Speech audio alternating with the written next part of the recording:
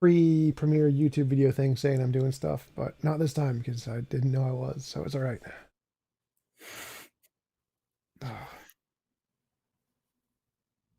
Yeah, I was actually diagnosed with high functioning autism, so Oh, that's cool. That's yeah. cool. I'm pretty sure that I've either got ADHD or autism. So like it's one of the two. We're pretty sure my girlfriend's got autism. So like this is why I kind of don't like them using autism as an insult as well. Like it just seems to get thrown around as if it's like some sort of bad thing. And it's like it's just really like a was it like a neurological variation? Do you know what I mean? Like I don't Yeah, it's know. just a label to be associated with something negative, a derogative term, regardless of Yeah, whether it actually means anything or not.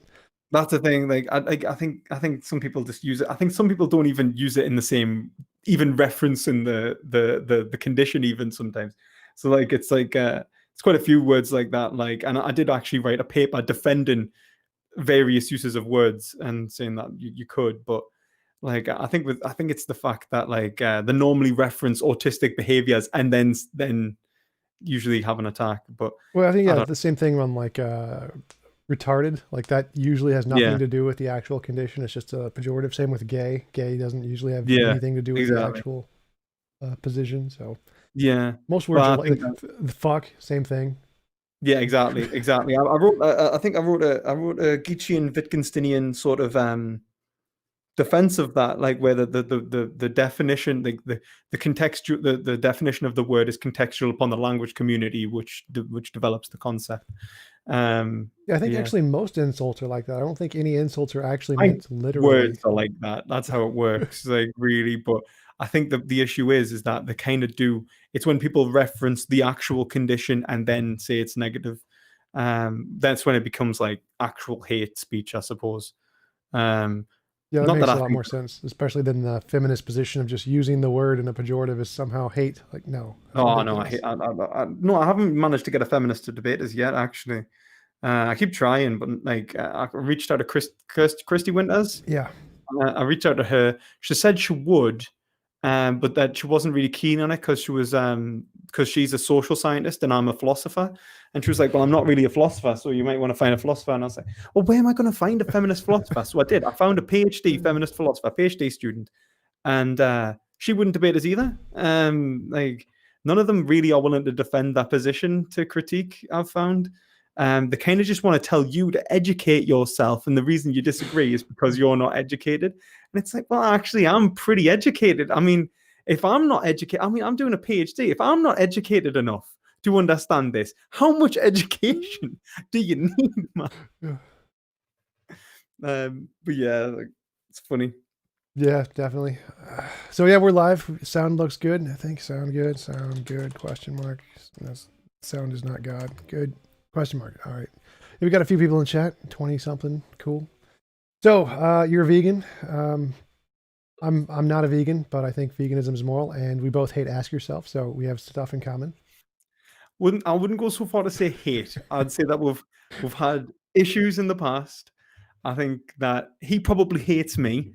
Uh, um, but yeah, like I'm trying to like not stir anything with him at the minute, really, just because I think that like there's not really that much negativity between with at this point. But you know, you never know. I mean, I still don't use name the trait, although in my last debate, the guy basically asked us to use it against him. But I just used that. It was basically marginal cases because really that's what name the trait is in a normal debate because nobody ever uses the formal version. But yeah, like that's essentially all that I've had. Like I'm trying to like not attack him anymore, like in terms of his arguments, and I'm trying to like kind of stay back because he doesn't respond well. What do you think is wrong with name the trait? Like, because from my perspective, I haven't studied much into it at all. I've just heard it like twice, and it sounds reasonable to me. It's like, Oh, well, I did like I've actually got like basically a series on Name the Train, and I did that with like Shadow Starshine. I mentioned him to you before. He's like a non-vegan debater, and it was funny because it was like a vegan and a non-vegan kind of teaming up in this point just to kind of basically say that this argument doesn't work. I think Name the Trait is just a reconfiguration of marginal cases, and I think Ask Yourself kind of admits that. He says it's the same sort of family as he calls it. what do you mean by a Um, reconfiguration of marginal cases? I think that it does exactly the same thing. I think that the only thing that it tries to the only thing that it attempts to do that's different is tries to apply it to any meta-ethical position. And he doesn't use, like, for example, in marginal cases, they use the concept of morally relevant. And moral relevancy is something that I think is dependent upon marginal cases is dependent upon. So if someone comes up and says, I'm an egoist, the only thing of value is my own, my own interests and its expression.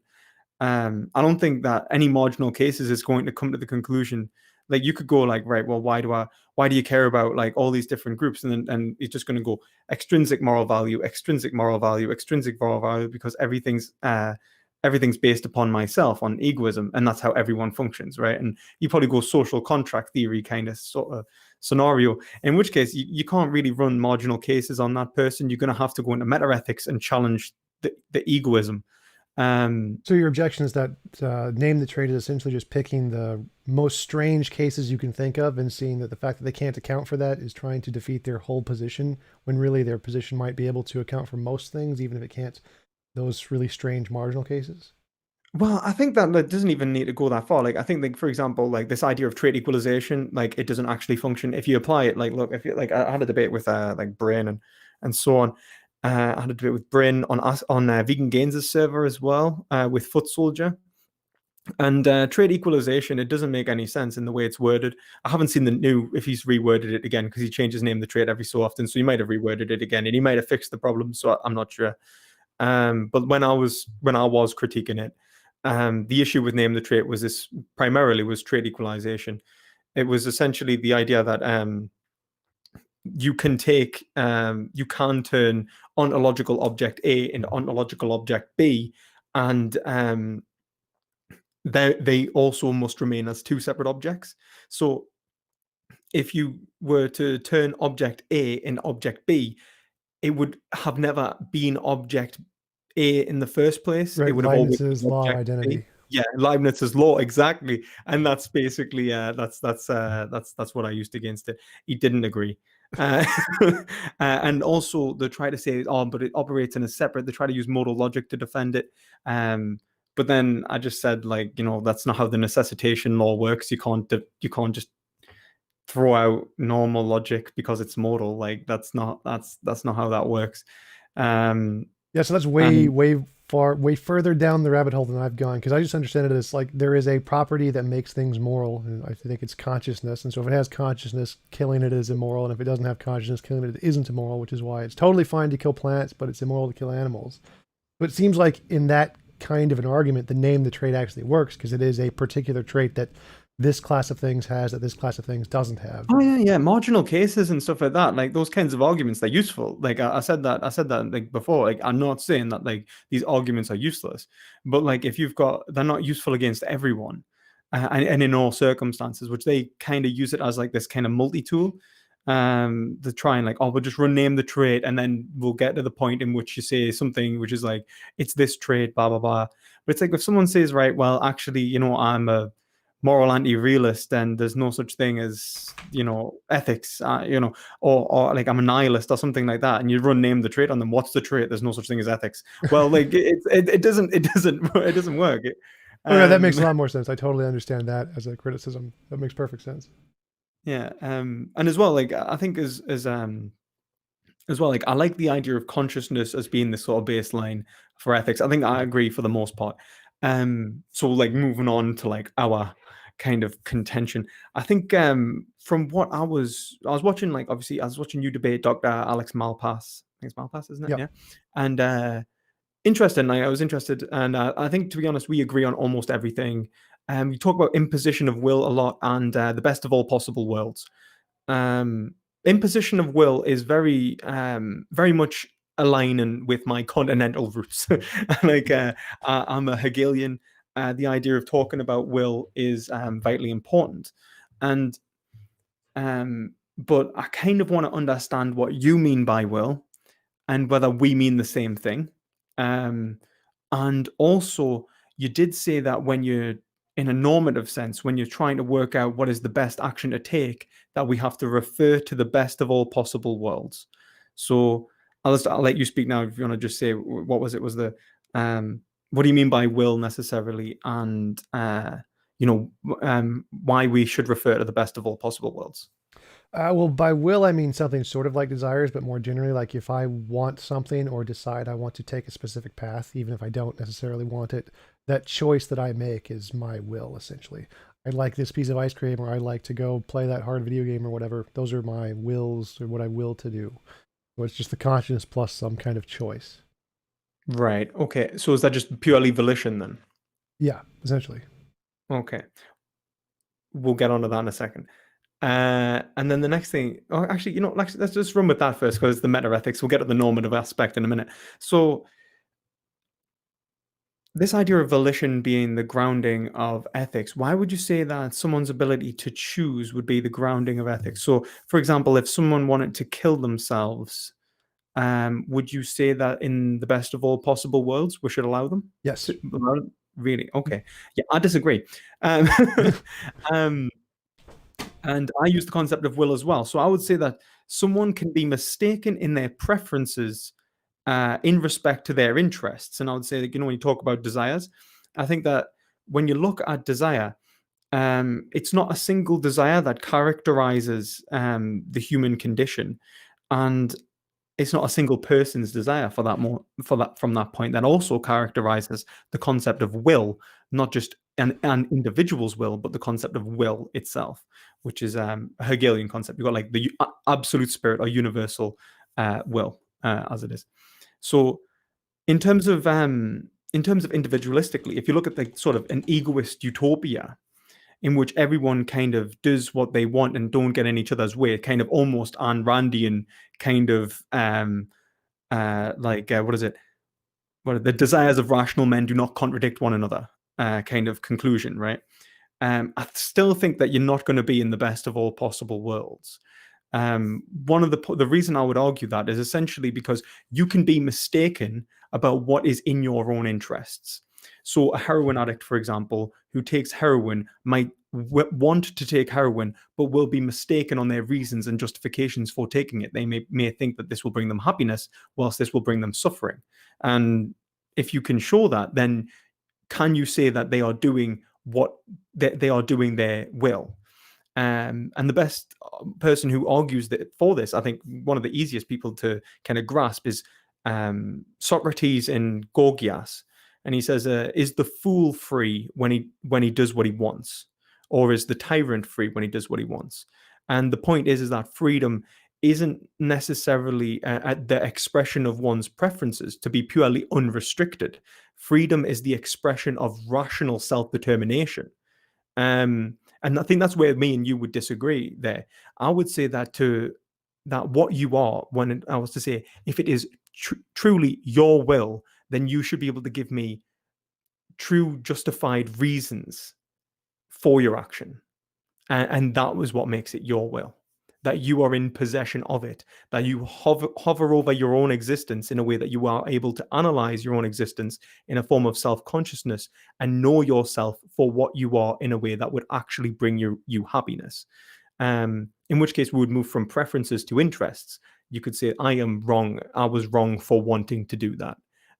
It wouldn't bring me happiness. And I could see the reasons for that. Would you agree or disagree with that? Yeah, I would disagree. I don't think it's not about happiness. I don't care if you choose happiness. You can choose to kill yourself. You can choose to do lots of heroin. You can choose to cut your arm off, choose whatever you want. I think the choice is individually yours for whatever reason you want, whether it's good or bad, rational, irrational. Don't care. You get to decide whatever reasons that are your preferences, and you can decide whatever way you want to go with that. That I think is far more moral. I think that, for example, if there's some person who wants to take heroin or whatever, and you force them not to take heroin, that would be immoral. You would be restricting their will. That would be an involuntary imposition on will, regardless of what they think about it. So I don't think that the rational decisions in any way make a difference, or whether or not it's going to make them happy makes a difference, or whether or not it's in their interest makes a difference. I think it's all about just the volition, their choice. They get to decide what they want to have occur to them, and nothing else matters. What makes a choice your own then? Well, it's just because I'm a determinist, so I think it's purely neurological. I think that the way your brain processes information to have a preference one way or the other is what makes it yours, because it's determined by your brain, essentially, your Okay. nature, something like that. In which case, can you ever say that you truly? I mean, one, I'm not a determinist. I'll get onto that in a minute. But if your choices are chosen, like your desires are given to you by your nature, and the content of your desires are also then given to you by your nature. By that I mean the object from which you desire. Like, you know, like I want this like cup there, like, you know, and I reach out and grab it, and it becomes mine. I have fulfilled my desire, and I feel pleasure. If that's given to you by nature, how can you say that it is yours? And if you on like what makes it, like, I guess I would say that is the action then yours at all? And is it volition? Like, it's not then the restriction of, like, there's no freedom there. Yeah. So there's no way to say that it was yours. It simply occurs and you're an observer. Right. So it's only yours in the compatibilist sense. So compatibilism is the position that free will and determinism are not at odds. You can have free will even though you're determined.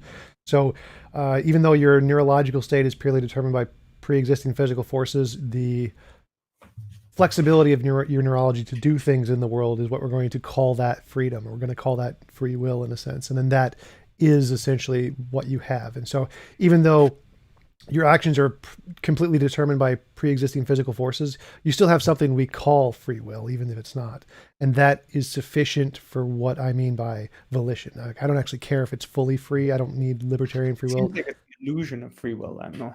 But it's just a different definition. It's not like saying there is a freeness there. It's all just definitional of saying that freedom is the thing we feel, even if it's not actually free. We're going to call that thing we feel free. And so, Right. so right. for me, it's Why does totally. that have moral purport then? Well, because to me, that's what it matters in morality. So I like certain ideas. I would like to play video games and not grow old and have six-pack abs and whatever. And if I could like snap my fingers and get those things, that would be the moral thing. And preventing me from getting those things is the immoral thing. The pivoting point. Why do you want those things? Well, that doesn't matter. Like, it doesn't make a difference. Why? Does it not? So, well, it does, because if you find that, like, for example, you wanted those things because you were, let's say let's say like you took a drug and it made you have an intense craving for apple juice, right? And you go and you finally find, like, actually, let's just make it like culturally relevant. What was it? You're Harold and Kumar.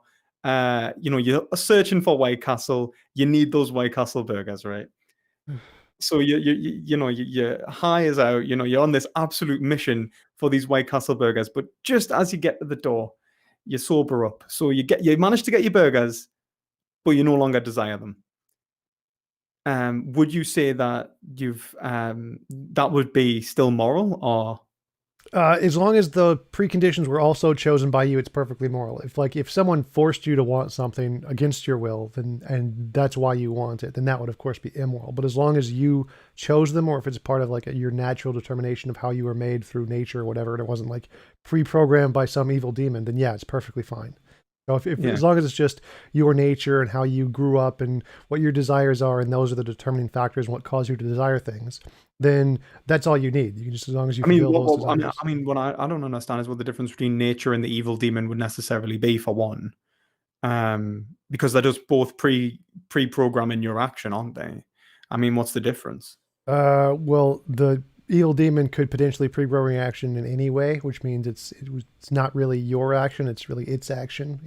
But then you wouldn't know the difference, just the same as you wouldn't know the difference. Oh yeah, you wouldn't know the difference, but that's not the point. The point is that as long as it's your will isn't being determined by another acting source, another will of some kind. But it's being determined by another. Oh, you mean like it's only as if it has a will of its own? Right. So if your will is being determined by another will, then it's not your will anymore. It's determined by. What's the difference between the determining? Why does the determining factor of it being another's will versus being a natural process have moral relevancy? Because the moral relevancy of how you gain identity is because you're being developed through some natural process that really doesn't care about you. It has no skin in the game. It's not intentioning you to do anything. And so what gives you an identity is that you get a sense of identity, a sense of desire from that purely natural, unguided process that doesn't care about you. So that Well, I mean, that is you'd gain the same identity from the evil demon. no, because You would just not be aware. Like it's the same thing. no, Because if you because that starts with the thing that has the evil demon has an identity already, and so you're getting an identity from an already existing identity. In the natural case, it doesn't have an identity. It doesn't have any desires or wills, and you're gaining those things from the natural process, which didn't have them. So they're a new function that is gained from the natural process, which makes it's an individual process of you. I mean, yeah, but if you look at it, it would still be the same content of your thoughts. It would still be the same content of your desires. It would be the same stuff going on in your head. It could be all exactly the same as it is. You simply, not only could you not tell the difference, there wouldn't be a difference. Your ability to understand yourself would be equal. The only difference would be is that there was a vested interest in your construction. How does that change your identity? It changes the morality of your identity. So it's immoral if a being programmed you a specific way without your consent. It would not be immoral for nature to just have created you and not had any direct intention. So that's the difference. It's not, your identity would still be you. You're still you. Okay, so would you say that all forms of social conditioning were immoral? Sort of no. So like social conditioning, like when someone tries to teach you stuff, as long as you're voluntarily a part of it, then it's totally moral. But if you're being forced to do it, my children, I don't have any children in case anyone's wondering, but let's say I had children. Let's say I taught my children not to put forks in plug sockets or knives in plug sockets, right? And they really wanted to put knives in plug sockets. Am I wrong? in the best of all possible worlds, yes, that would be immoral. The only reason you're justified in doing that is because if you don't teach them that, if you don't impose on them that involuntary imposition of their will, they're going to have a much greater involuntary imposition of their will, which is the electricity is going to fry their brains pretty nicely. So, Okay. so it's, you are imposing on their will involuntarily, so it is immoral, but you're only doing it because there's a greater one. How could that possibly be doing them something immoral that they don't know about if it's purely acts of volition? How could it be that I am imposing upon them? How could they, if they do not know that they do not want to be electrocuted, they might not understand the concept of electricity, for example. How is it that I can act on behalf of their will if they are ignorant to their own desire not to be electrocuted? I'm not sure what you mean. So both, it's still immoral. They don't know that they don't want to be electrocuted, But I mean, how is it less immoral? Like how is, like, for example, how am I acting morally? Like, so if I'm understanding, you're trying to say that by saving them, I'm doing something less bad. yes. Right. And I'm doing something less bad because they have a desire not to die. Well, they have a desire not to feel pain. Yeah. Yeah, or pain. Yeah, either way. And that desire they may be unaware of, is what I'm saying. For example, they may be unaware that electricity would harm them. They may be unaware that electricity, that they do not want to feel, that they do not want to die. They may not be aware that they of any of the consequences that could be negative overall in this scenario. And so, how can I say that I'm acting on behalf of their will if they are ignorant to their own desire in this scenario? Well, their desire is just to stick the fork in the socket. Their desire isn't to stick the fork in the socket and get shocked or and have any consequences. So the consequences are actually contrary to their will, even if they don't know what they are. But how can I say that if their will is purely volition? What do you mean? I don't understand. So if their will is to purely make a single, so if it's just the choices that we make, how can I say that if they've never thought about it, how could I say that their will would be to not be electrocuted? Well, their will is because they can only imagine what they've already imagined. So if there's something else there that they haven't imagined or have no idea what it's going to be, that can't be a part of their will. So right now their will is just to stick the fork in the socket. Now, if they actually willed to stick the fork in the socket and get electrocuted, then it'd be moral to let them do that. But like, let's say like it's just to stick the fork in the socket, and I stop them. I've done something wrong, as you say. That's in your ethics. But I've done something right if I stop them. At the same time, it's less wrong, right? Yeah, you've done a wrong. You haven't done a right. Why You've done is a it wrong. less wrong? Because it's still an imposition on will. It's just a lesser imposition on will. how is it an imposition on, like, for example, why wouldn't letting them do that be the moral thing in your framework, since there is It no is. will there to impose? What? So, for example, if you said that it would be the less. So the moral thing to do is to let them stick the fork in the socket. That is the moral thing to do. It is Yeah, but immoral to stop them. It's just less immoral than letting them die, than right. them Why die. is, So why but is not- the, why is letting them die immoral if the consequences, if you're indifferent to the consequences? Because if they don't know the consequences, then they don't have a position on them. In which case, so they so you don't need a will to survive for it to be immoral to kill you. If you have a will to do anything and something stops you from doing that, it's immoral. So you don't need to think you want to live and then die to have it be immoral. So if I want to eat cookies and someone kills me, that's immoral because I can no longer eat cookies. I don't actually need to specifically desire to continue to live. So are you making the Kantian point that the preservation of will is the most important fact, is implicit within all of our wills? So like, if I will to do anything, I need to be alive to do anything. Therefore, my self-preservation is a matter of reason. I have to be alive here to will it. Sort of. It's more like if I have a will to do something and you kill me, then you are imposing on my will involuntarily because I don't. Okay, but then if I have a will to do something, and it kills myself, that's fine. That's fine. That's as That's long as fine. you choose it. And then if I have a will, but then let's say I have a will to do something and then it kills me accidentally, is that also fine? No, that's also immoral, but the immorality there is done by nature. So if, like, for example, if I want to stick a fork in a socket and I don't want to die, I just don't realize I'm going to die, and I get killed by it, that is immoral. That is an involuntary imposition on my will. What if I don't know? So if I don't know I don't want to die, that's irrelevant because my desire itself is propagating towards the future, which implies a rational need for self-preservation. What? No. So you should morally have the right to stick the fork in the socket.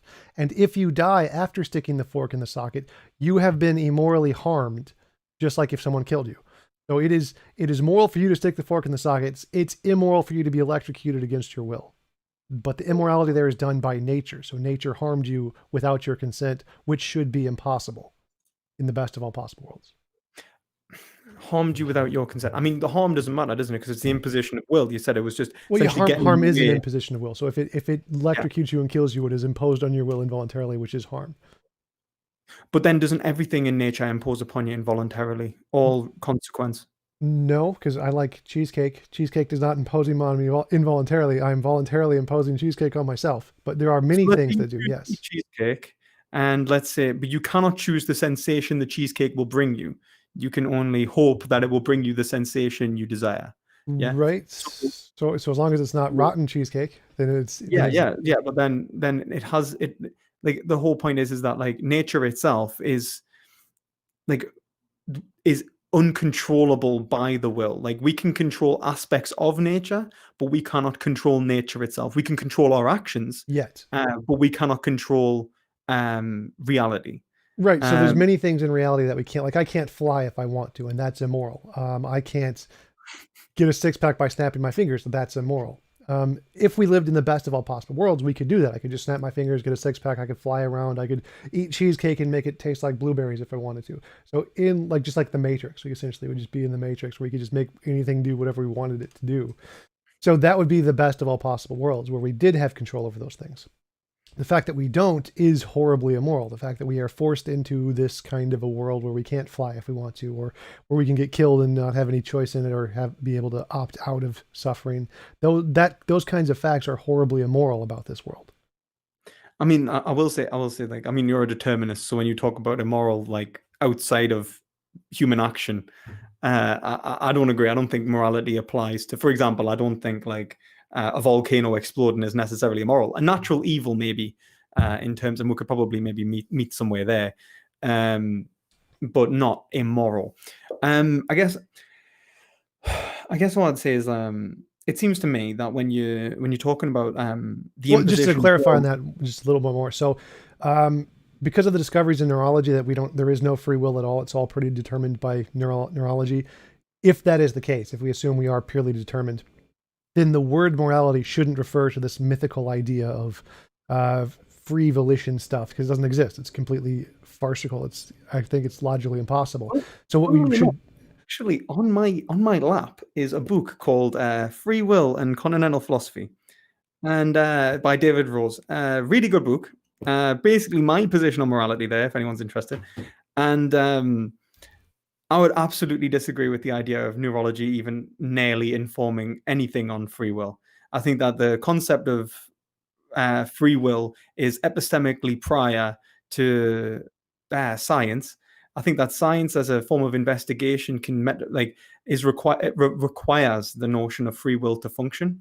I would say that for example, the foundations of science and language even require an ethical relationship with the other, in which one sees the other as being able to choose, act, and able to make validate, verify, and falsify each other's behaviors, and that is the very basis of deduction.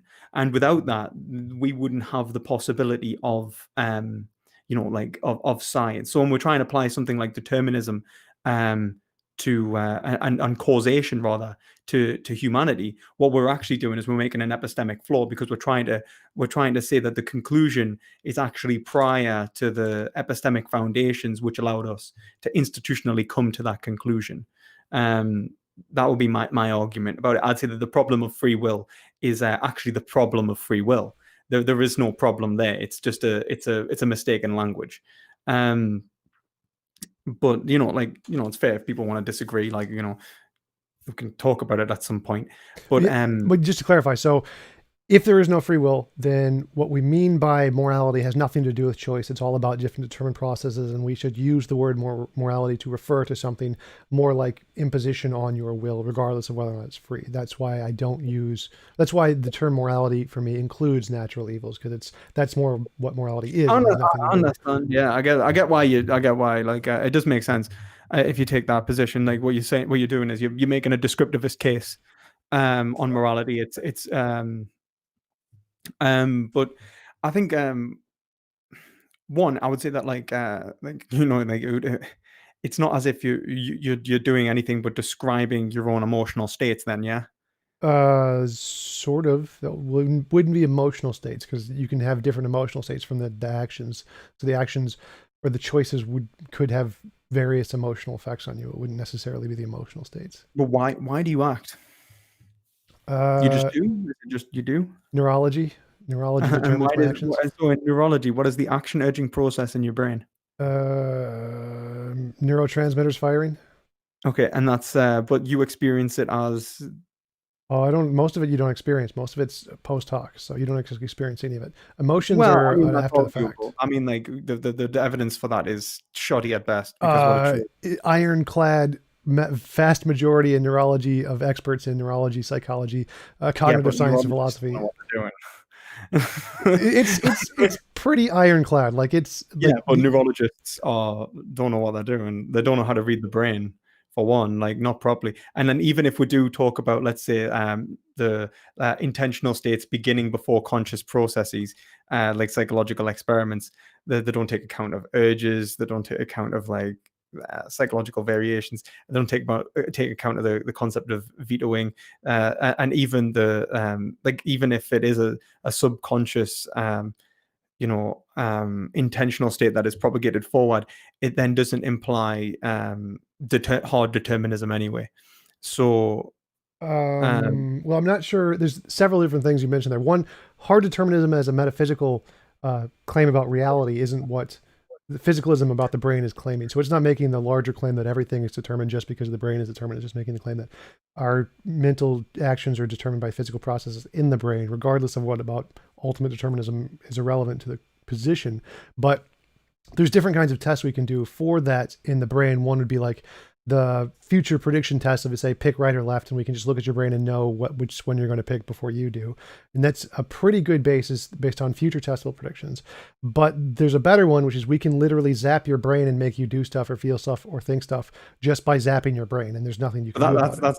That's like, I can make you feel hot by putting you in a hot room. I can make you do something like I know that the test. Well, there's another one. The third one. There's a third one. just wanted to finish my point there. There's a third one which we can damage part of your brain, and then you lose the ability to do that completely, whatever part of that brain was, like a Phineas Gage case.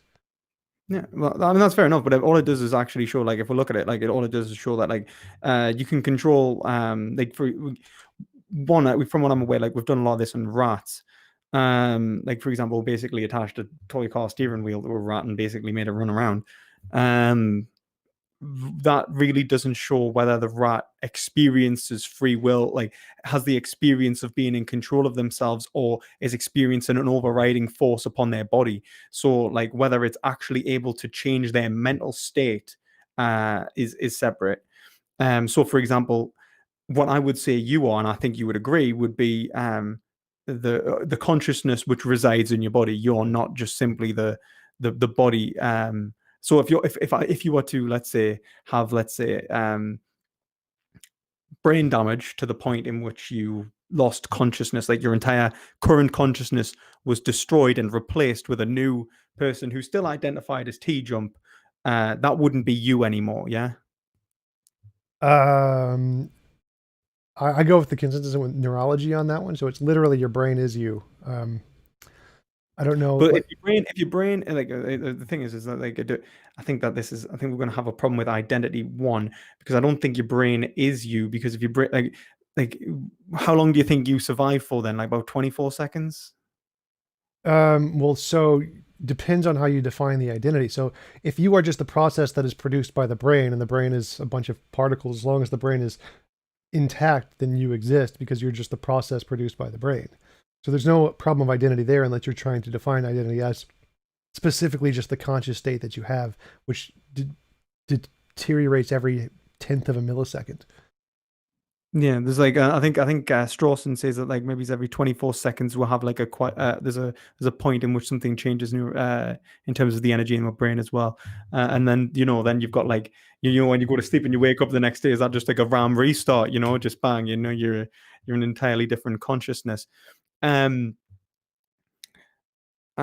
suppose I would say that, like, obviously, a form of psychological continuity, it's not necessarily a problem if identity is something that is separate from your perceptual awareness alone. Um, and it's just not the same. The energy moving through your brain doesn't define who you are. What defines who you are is a linguistic concept which travels through you through time and allows you to have, like I was, at little earlier, I am here now and I will be somewhere else in the future, all of which are the same person because they're held constant by self-awareness, which is the concept of I, which is linguistically embedded and applied to this form, which then goes and acts in the world. In which case there's no real problem there, like, in terms of like psychological continuity. Of course, what leads us to ask is, like, are you then purely acting upon the it's not about then the expression of is it about the expression of current desire, or can you, for example, have a desire for something, um like, would you associate with desires in the past as well? Would you say that, like, those are also your desires, or is it just anything immediate? It seems that your idea of volition, like your idea of freedom, is pure preference, and I think this is where we kind of disagree. I would say that freedom is self-determination. I think that to be unrestricted is not freedom. To be purely able to get whatever you want at any time you want, whenever you want it, is not freedom. That's to be determined by your, like, nature, by your environment, by the thoughtless processes which govern the desire propagation, or even the lack of self-governing contemplation you have over yourself. You may allow your desires to run free. I would say that volition, like, Sartre, we are condemned to be free in that respect. Yeah, fair enough. I understand what you're saying. Like, you cannot get past your own volitional state in the fact that it is you, quote unquote, linguistically acting. Of course, I think that we have a very different understanding of that. I would say that it is actually you who are acting, and you would say that it's a bodily process, which we just describe as you. I don't think ethics is actually a well-fitting concept for this. I think you'd be better off describing it in physics. or or in another science than philosophy. I don't think a philosophical concept actually works in this. If humans were to were to be physical objects of investigation, I think the application of philosophy in this respect of ethics is unfitting. And I think what would make a better an explanation for this, and I would argue that it's actually the other way around, that causation is unfitting. But long story short, why unrestricted freedom is not freedom. I would say that you can intend to do something and not intend for the results, or not know that or intend for, or that there is an implicit intention in your actions that you are unaware of. So, in other words, Ayn Rand says a whim is a desire in which the desirer does not care to know the cause. I would say that within our very nature, there is an implicit goal in mind, a telos. I would say that, and it unites all desire. I would say that all desire holds within it a goal to achieve a good life, happiness, pleasure, avoid pain. All of these are built in to our nature, that we, by nature, have been given a set criteria of what we want and what we do not want, and what is good for us and what is not good for us. What I would say that we can do then is we can analyze whether our desires actually create the world in which we wanted to live in the first place, and whether we could be aware that what we wanted was wrong against what we actually wanted to bring around. You talk about the best of all possible worlds. Can we not be mistaken about what that looks like? So if I was to say to you, what is the best of all possible worlds, what would you say? A world without involuntary imposition of will, where everyone gets to define their own nature of reality. Okay, that's very abstract, yeah? Well, yes, it's the best of all possible worlds. Like what? Or do you mean like? So it's and it's abstract though, isn't it? Like, so everyone gets to do everything that they want to do at all times, right? Well, no. So you can't do everything you want to do. Like, you can't impose on someone else's will without their consent, no matter how much you want to. It's only everyone gets their own universe. You can do whatever you want with your universe. Describe the world, the rules, however you want, laws of physics or whatever. And then you can't, but you can never force anyone else to do anything they don't consent to. Why? Because that's immoral. Why is it immoral? Because it's involuntary imposition of will. Why is that? Because it would move us away from the best of all possible worlds. Circular. All reasoning, Agrippa's trilemma, all reasoning rests on circular reasoning, every rests on dogmatism. If I'm saying it's true by definition, that would be circular, but the circular, just by giving a definition, is a tautology. It's not circular. So it'd only be circular reason if I'm saying it's... What the thing is an unjustified tautology. Like tautology is circular, but true. No, so it's the difference between... It's the difference between the synthetic and the analytic distinction. If I'm saying it's analytically true, then it's circular. If it's only true by definition because I'm using the definitions, then yes. Why is it you would need to show that it could not be that it would be irrational for it? No. I can just say it must be the case. I have to show no, I don't. No, I can say it's synthetically true. I can say it's describing. No, I don't. You're misunderstanding how the truth works. You cannot. Like, for example, I cannot go. The sky is green, and that'll be synthetic, right? But let's say I was to say all, I don't know. So you'll say the best of all possible worlds is the greatest expression of the will, and right. So if I was just to create a definition, the greatest happiness is whatever I want it to be, or the greatest happiness is when I am happy. Well, what makes it the greatest? What makes it what makes the greatest happiness the greatest happiness? Because I am happy. And then I was to say what makes you happy the greatest happiness? And you just go, because it's the greatest happiness. That's asserted. It's asserted without. No, you're confusing analytic and synthetic truths here. So if you ask me, what do I mean?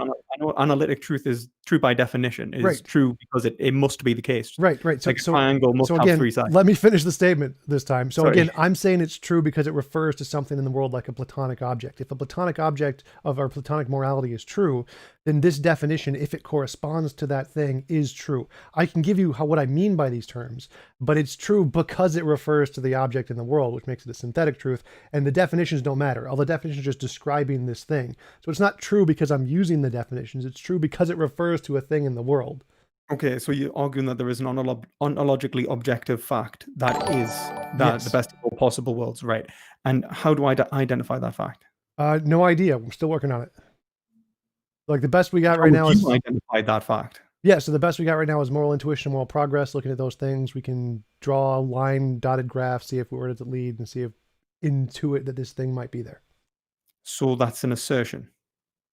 No, I don't think so. Like it's just. But I mean, it's an intuition without grounding, so it's a like unless you're trying to say that they're like, for example, it sounds like you're trying to kind of do a GE Moore, good is good.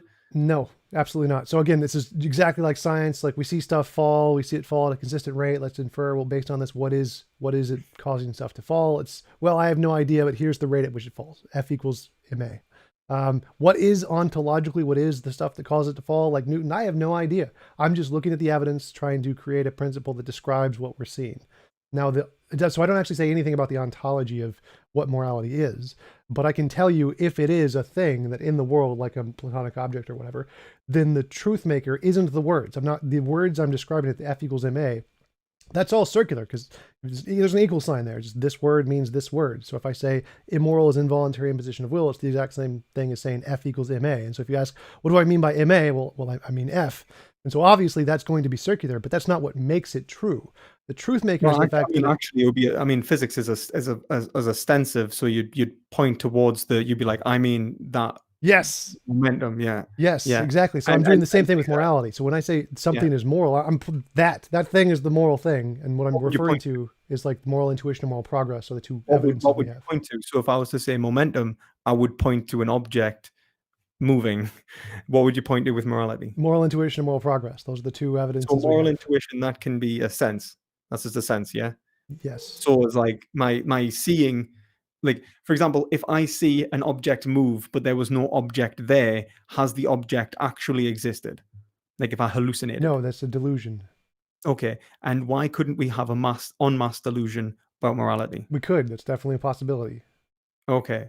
So again, like there's a 50-50 chance that it could be really just as a construction of culture, language.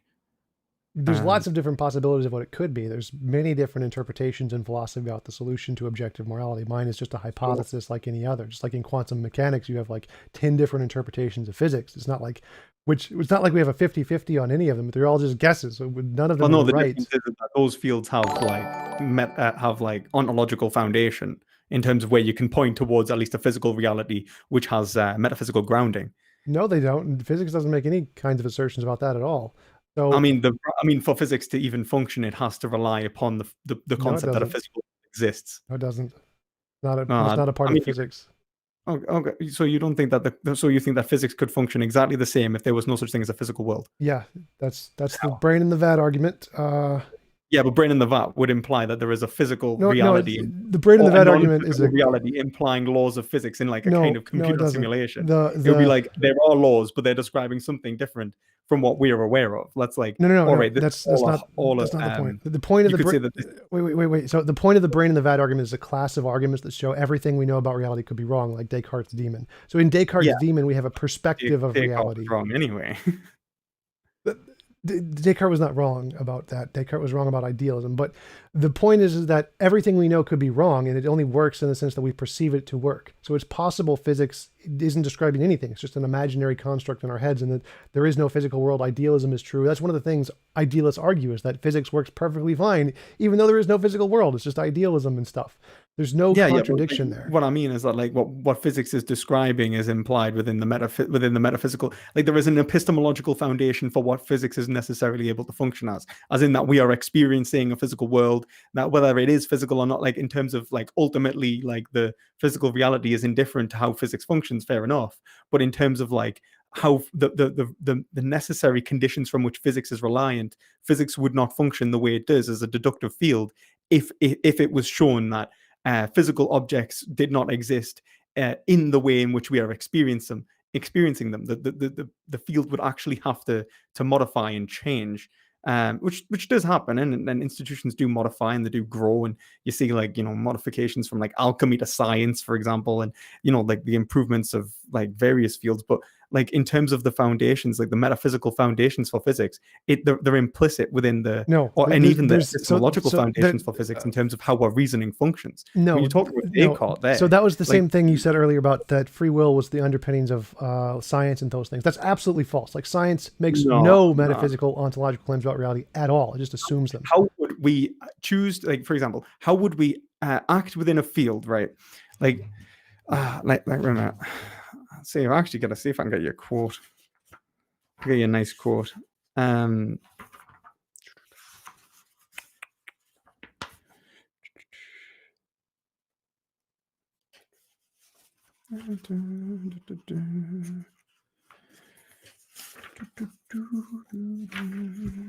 See if I actually took it down. You could just go through it by memory. I'll probably. Yeah, well, it's not that big of a deal. But I think I was going to quote Heidegger. But the point of I guess what I was trying to get is like what is called the fittingness of the concept. I think Heidegger calls it, and it's essentially like the epistemological like science cannot assert its own foundation, right? Like science doesn't care about the foundation. That's the point. The metaphysics is irrelevant to science. No, because yeah. No. Yeah. Like, look at it like this, right? Like, right. Can science assert that deduction is actually the deductive method, the scientific method, is true without having to give an argument of why we should be deductive? Science doesn't use a deduction; it uses induction. Well, it uses both, and it uses deduction in terms of peer review and so on, and it uses induction in terms of like the sun rising, and it kind of bases its conclusions off perceptual reason and then moves on. But it doesn't use induction purely, at least not in my experience of science. Do you mean by peer reviewed? People look at it and see if the conclusion follows from the premises? Is that what you mean by they're using deduction? I would say that the conclusion follows from the premises is deduction, and that the conclusion presupposes is induction. The conclusion being presupposes induction. Conclusion being, well, that wouldn't be induction. That's presupposition. No, induction is the conclusion being attempted to be proven, and then you search for the evidence. Deduction is finding evidence and then attempting to come to a conclusion. Well, that would be post hoc reasoning versus future predictions. So deduction is where the conclusion necessarily follows from the premises, and induction is where it's just probably follows from the premises.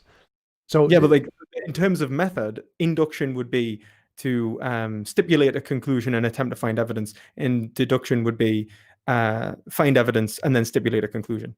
All science is look at evidence and then stipulate a conclusion. So yeah, I would call that deductive, and Karl Popper would also call that deductive. That's what I'm kind of going off.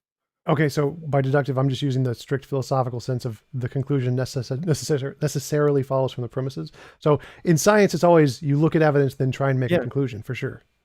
Yeah, which is what I would say. That's how science, like that. I would say science is trying to do that when it's using the scientific method. It's looking at evidence and then looking at the conclusion. Definitely. In which case, I'd say that deduction only works through the ethical relationship between individuals. Ethical relationship between individuals, like there could be no individuals except me in the universe, and I could still use science. No, your own reasoning would be you'll be unable to verify or falsify your own reasoning. Don't need to. I don't need absolute certainty. You could see like even your ability to conceptualize reality would be impossible. I would say that, like, for example, what holds concept, like for example, so let's do you know anything about Wittgenstein? Some, like his book, the Tractus Philosophica, whatever. The Tractatus, yeah. What about the Philosophical Investigations? Have you ever? Yeah, this is one of his other ones. Yeah, that was the one after, right? So the Tractatus is like science is like for like absolutely like everything is an atomistic fact. The Philosophical Investigations is essentially like Wittgenstein coming back saying that everything he said in the Tractatus was wrong. Some people seem to think that they're compatible, but really it's a very, very sharp distinction from the Tractatus. essentially what he's trying to say is that like concepts function in a way, and this is also Peter Geach. There's a great book if anyone's interested in it, called Mental Acts and Their Objects. It's like a really thin book. It's like philosophy of mind. It's interesting stuff. It's not easy, but it's interesting. And he talks about why abstractionism, as in, for example, if I look at a wall and I see that it's white, I gain the concept of whiteness is actually inadequate to explain how language and conceptualization functions, and that it's actually more adequate to say that I actually create the concept of whiteness and apply it to the wall, and the color, and for it to function logically as it does. Now, but wait, let's go back to what you said. Like, I can do science in all conceptualization with no reference to any other human being ever. Like, there was at one point one mind, one consciousness that existed in the universe, and it started this whole process of making associations. You don't need other minds to do that. You don't need other minds to form a language. You don't need other minds to do any of that. Are you arguing for God there? No, I'm just being like a single organism, that the first brain that ever existed in the world.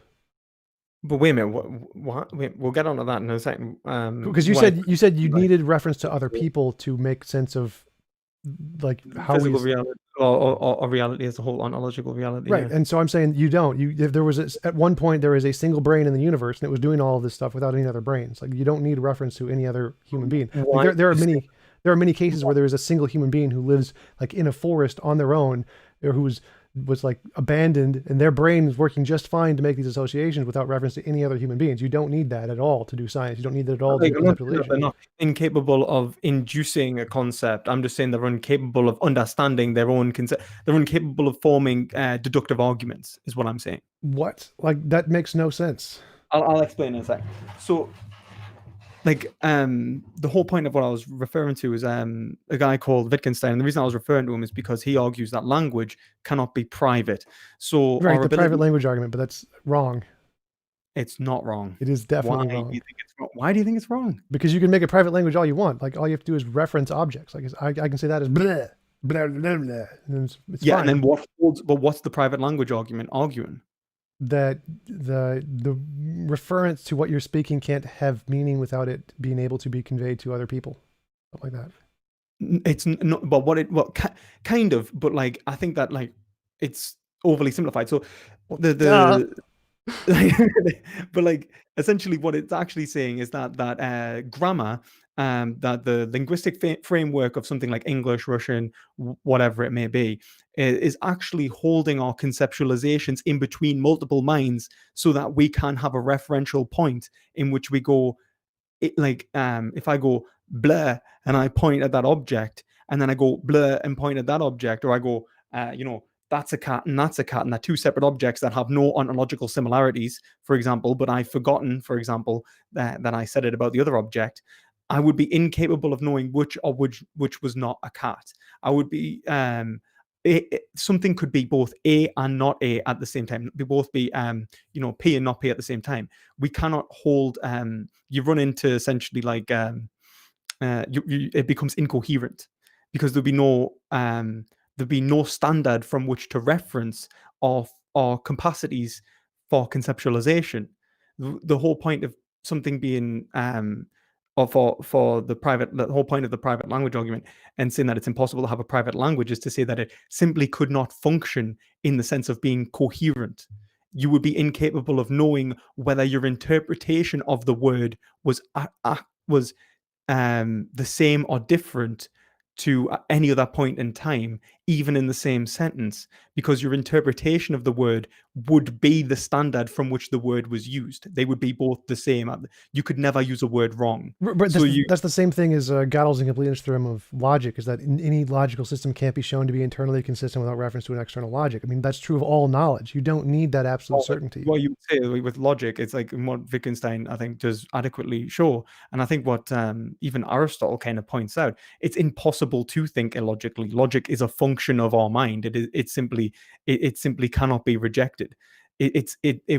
you would have to reject logic. You would have to reject the very thing from which gives you the concept of being able to reject it. You are using it. That wasn't the point I was making. So the point I was making is that same problem applies to logic, yet we can still use logic. You don't need to have absolute certainty. You don't need to have that kind of basis of knowing. But it's not about absolute certainty in that respect. I understand that, but it's about the logic is necessary, and it's the only concept that is necessary. I wasn't arguing against logic here. My argument is for language. Yeah. Even though the same problem can apply to logic, we don't reject logic. We can use the same reasoning to say, even though this problem applies to language, if I'm alone on an island and I use a word to refer to a tree or whatever, even though I can't be certain that the next 5 seconds I'm using the word to refer to something else, doesn't matter. I can still have some reasonable level of confidence just because of how my brain works.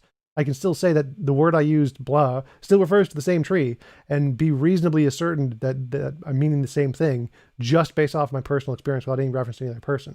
But then let's say like you were to develop a private language, right? And you think about the range of complexity in which you could actually hold these concepts, even just in pure memory. You would overwhelm yourself quite quickly. At least I know I would overwhelm myself quite quickly. What do you mean? And my capacity for remembering its correct application or not would be impossible. So if I say to you something is analytically true, so for example, a bachelor is an unmarried man, how would I know that was the case if I am not able? Like, the point of it being analytically true is not to say that we have assumed that a bachelor is an unmarried man. What we have actually done is we have identified a bachelor as being an unmarried man. We have shown that they are the same thing, applied concepts, and held them in a language game in which holds the usage the same. Now, if someone comes along and says a bachelor is a married man, would you say they were wrong?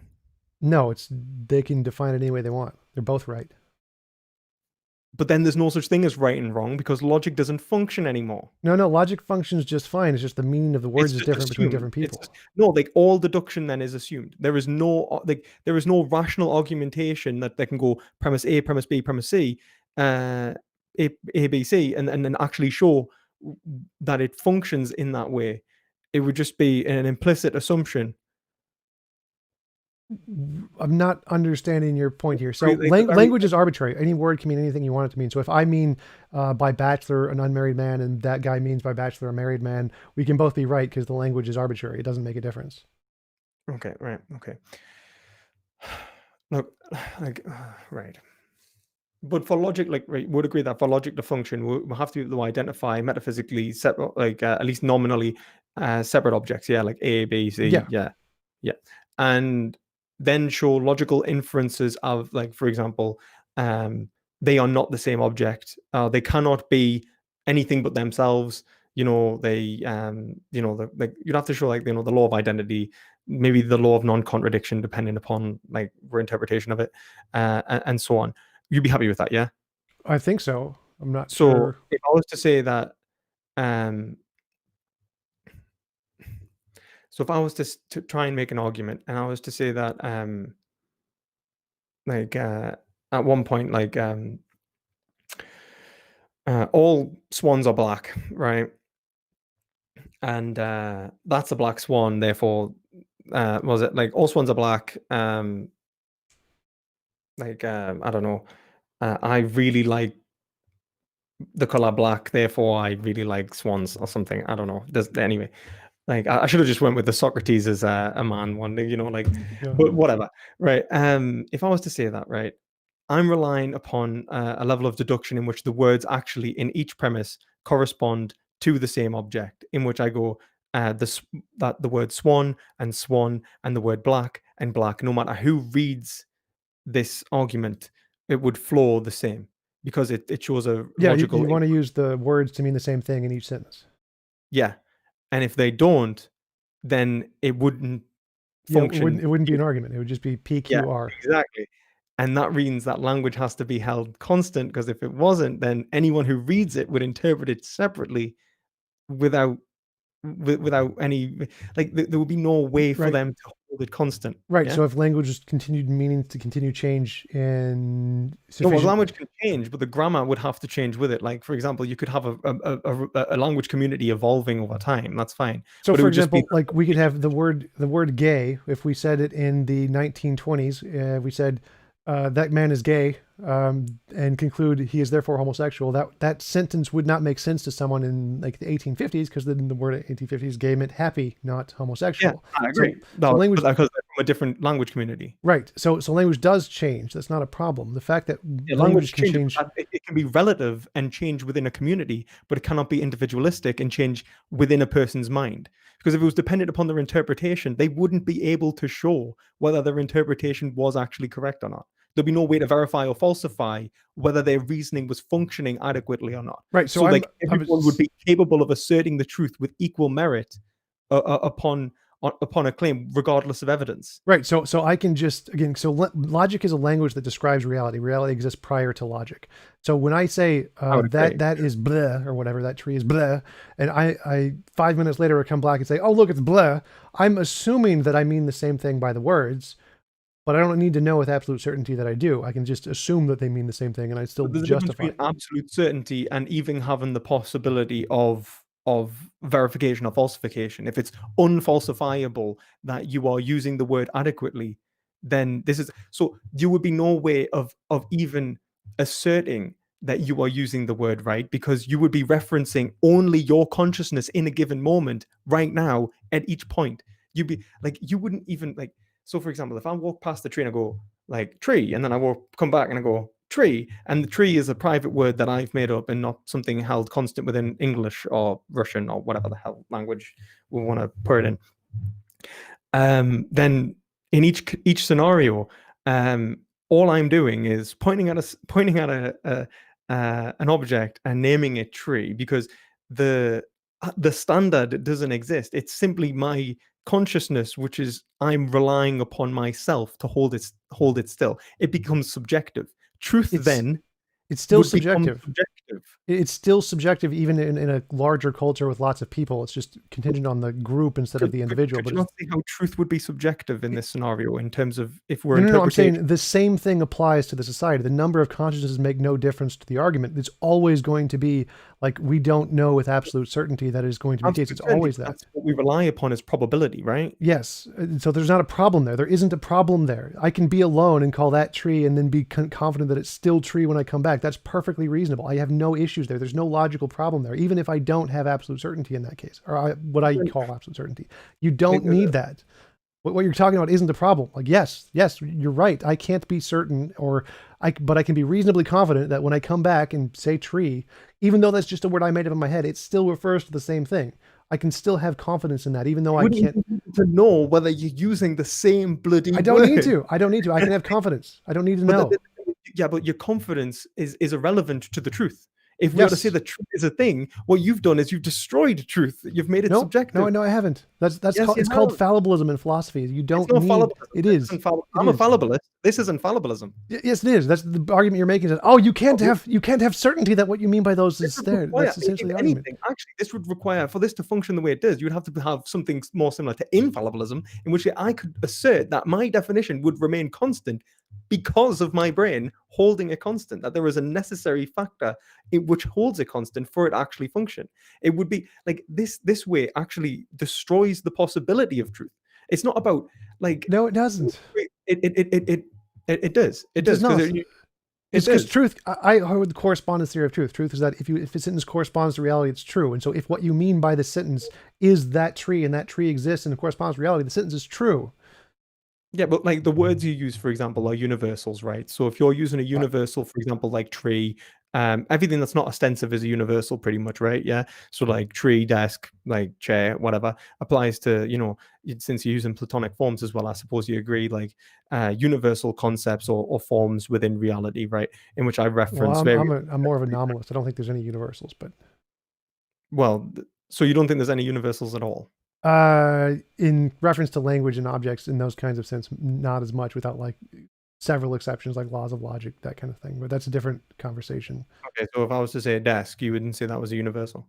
Not necessarily. I'd say try to define to me a desk. Give me a single definition of desk that can apply to all desks and doesn't exclude any non-desks or excludes all non-desks. Like the chair argument, you know.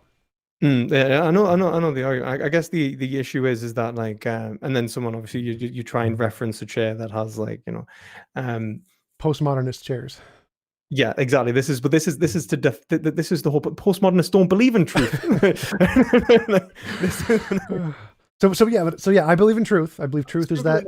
Where to place you because you're making quite bold meta narratives. Well, you don't have to place me anywhere. You forget about me. Just narratives. You're like nah. Foundation. Yeah, you don't need to place me. You just need to place the argument. So the argument is that we can have language perfectly coherently fine on our own in a secluded island with no other reference of no humans. There's no problem with that. In fact, it's literally happened in history multiple times. Well, like individuals have constructed their own private language and it functioned as the same deductively with a language. I mean, like one, I don't think that's actually one. Like I don't know whether it's possible to even to know whether that's true or not without actually finding someone on an island. Like I think Chomsky talked about this, didn't he? He talked about like the forbidden experiment kind of thing, like a girl being wild and how it would affect our linguistic development. But like we have cases of those. There's actually one in Russia where there was actually that happened. I would go so far to argue that your ability, if you were to put a child in the wild, I don't think they would develop self-consciousness, self-awareness in the way that we function right now. Develop self-awareness, like because for me, self-awareness is just conscious experience. So that's what I mean by self-awareness. What do you mean? I mean, self-awareness is being aware of oneself through time, psychological continuity, the ability to refer to oneself as an I, an object of one's own experience. Right. So we would definitely have less cognitive abilities because we have lots of tools that we get from other uses of language that we wouldn't otherwise have that definitely make more associations in the brain. But those came from somewhere. They had to have developed in human history from an individual with a brain. They couldn't like just have, there's in your system where it requires multiple brains to have essentially adopted these things at the same time and refer to themselves in order to come up with the concepts, then it's impossible for them to have ever come about if there was a first brain. To say that the first words were birthed out of induction is fine. Like they were just induced poof out of nowhere. That's fine. Like I get it. Like the first ever words, like someone just went Bleh! Like slap. Like Wittgenstein actually gives this at the start of his the philosophical investigations actually, and he's just like someone just says slab and just points at a rock. You know, what does that mean? And he starts talking about how the different interpretations of the other tribespeople and trying to work out whether they mean the same thing and all these different things, like talk about numbers and the development of numerical systems and the basic alphabet and shit like that. Like I get it, right? Like it would be out of nowhere, someone just goes like that, you know, like they make a noise, a click, or whatever it may be, and then they point ostensibly towards an object, and then you have a referential point for the other individual to pick up, and then they would then run with it. The point is that obviously each of our brains think logically, at least rationally, in the sense that we all are incapable of thinking of something of being A and not A simultaneously.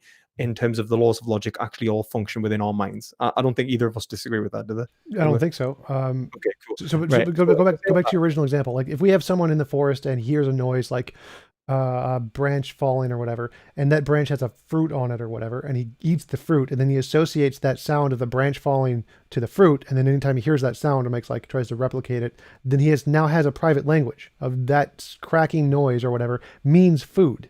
And so anytime you hear that cracking noise, you're going to think of food. And so now he has a private language with no one else. No one else is referenced here. He's just associating the sound to the sensation of food. And that's perfectly fine. I mean, like there's a bell ringing, like if like Pavlov's dogs, I don't think that's a language. I wouldn't say that the dogs have developed a language if they salivate. Even if it was a conscious realization that they should run through. That's what language is. That's all how language all formulated in human beings is that they associated. Language is able to, for example, you could not ring a bell and various forms of bells and then it turn into deduction. Like language has to like for deduction and verification and falsification to function, we require other agents who are able to understand these things at the same standard as ourselves, and for us to be able to understand these things in the future to exactly the same standard, so that we can hold a notion of like truth is required to be constant. It's required to be held constant. If it was constantly developing in the sense constantly what would be the best word, like a self-deforming cast, like something that is constantly in flux, it wouldn't be truth anymore. If it was to be, it can change, it can develop, and it can grow, and we can find that we were wrong and that there are new things that are right, and we can develop. That's fair enough. We can start off with inductive, like, blah, and then like, that's blah, that's not blah, and then we can create inferences from that because of the way our minds work, in terms of, like, together, and then we can have conceptual growth from that. So if someone, let's say you pointed at a tree and went blah, right, and what you meant was that all trees are blah, and then somebody else pointed at a tree and went blah, they get that, they mean trees are blah. But then later on you point at a bush and you go blah, right, because you don't differentiate the metaphysical differences between a bush and a tree, right, but the other people in the tribe go not blah, right.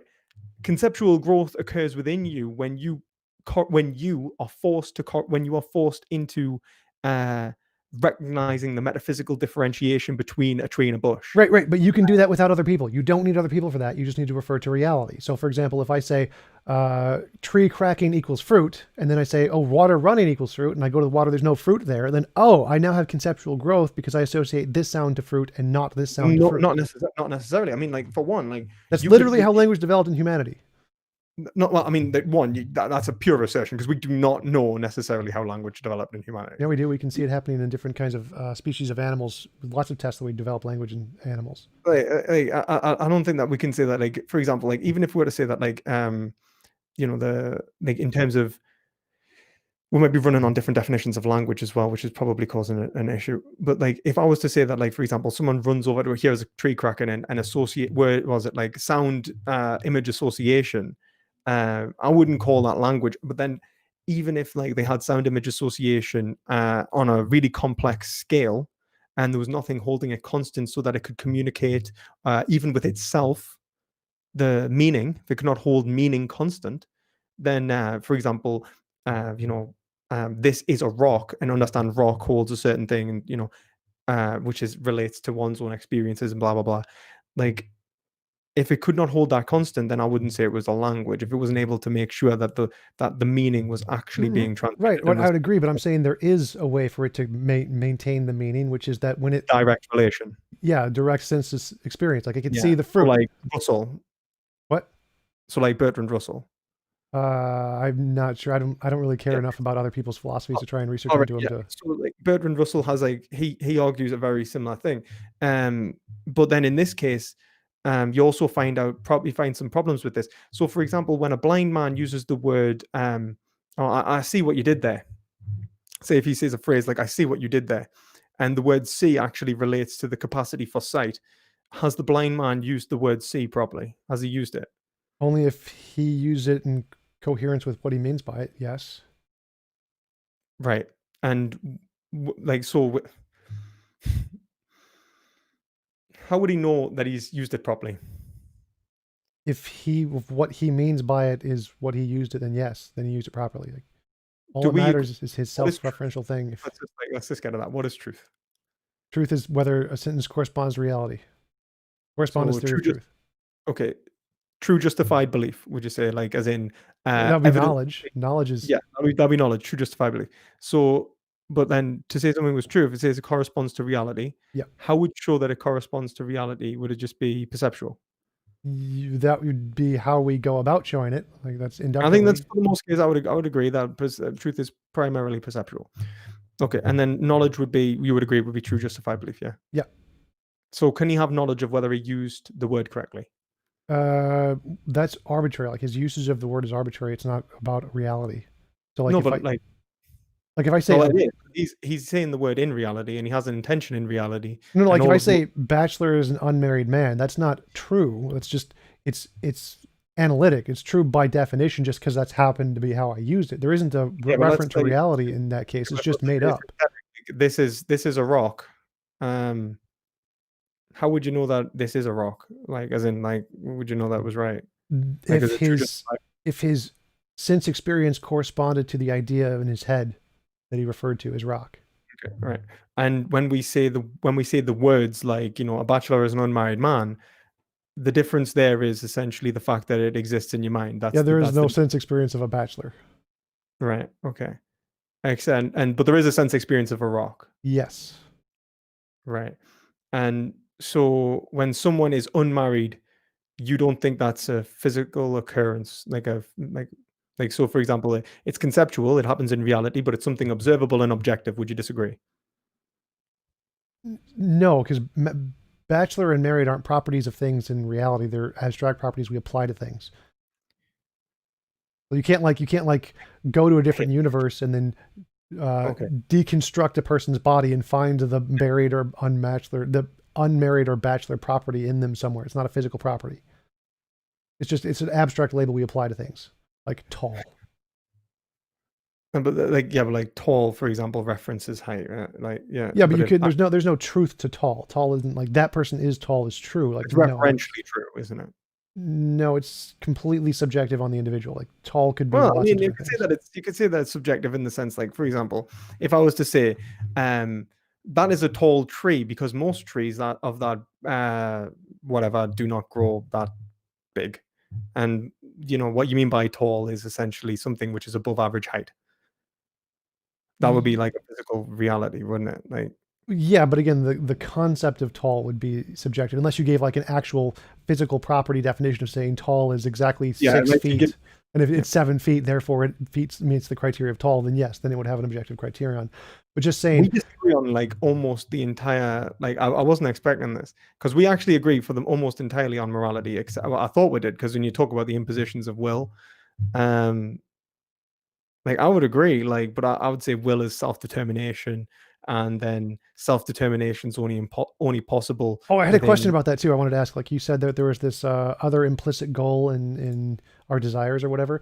Like, would it be immoral in your worldview to override the implicit goal? Say I have this implicit goal, I want to get rid of it and then just turn it off or something. Would that be immoral?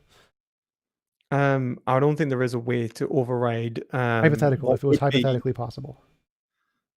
Well, I don't think that would be like for example, if we were to say, like, would it be hypothetically possible to override? I don't think it because in my action I could not help but like it would be to say that, like, I would have to desire not to desire, kill myself, for example.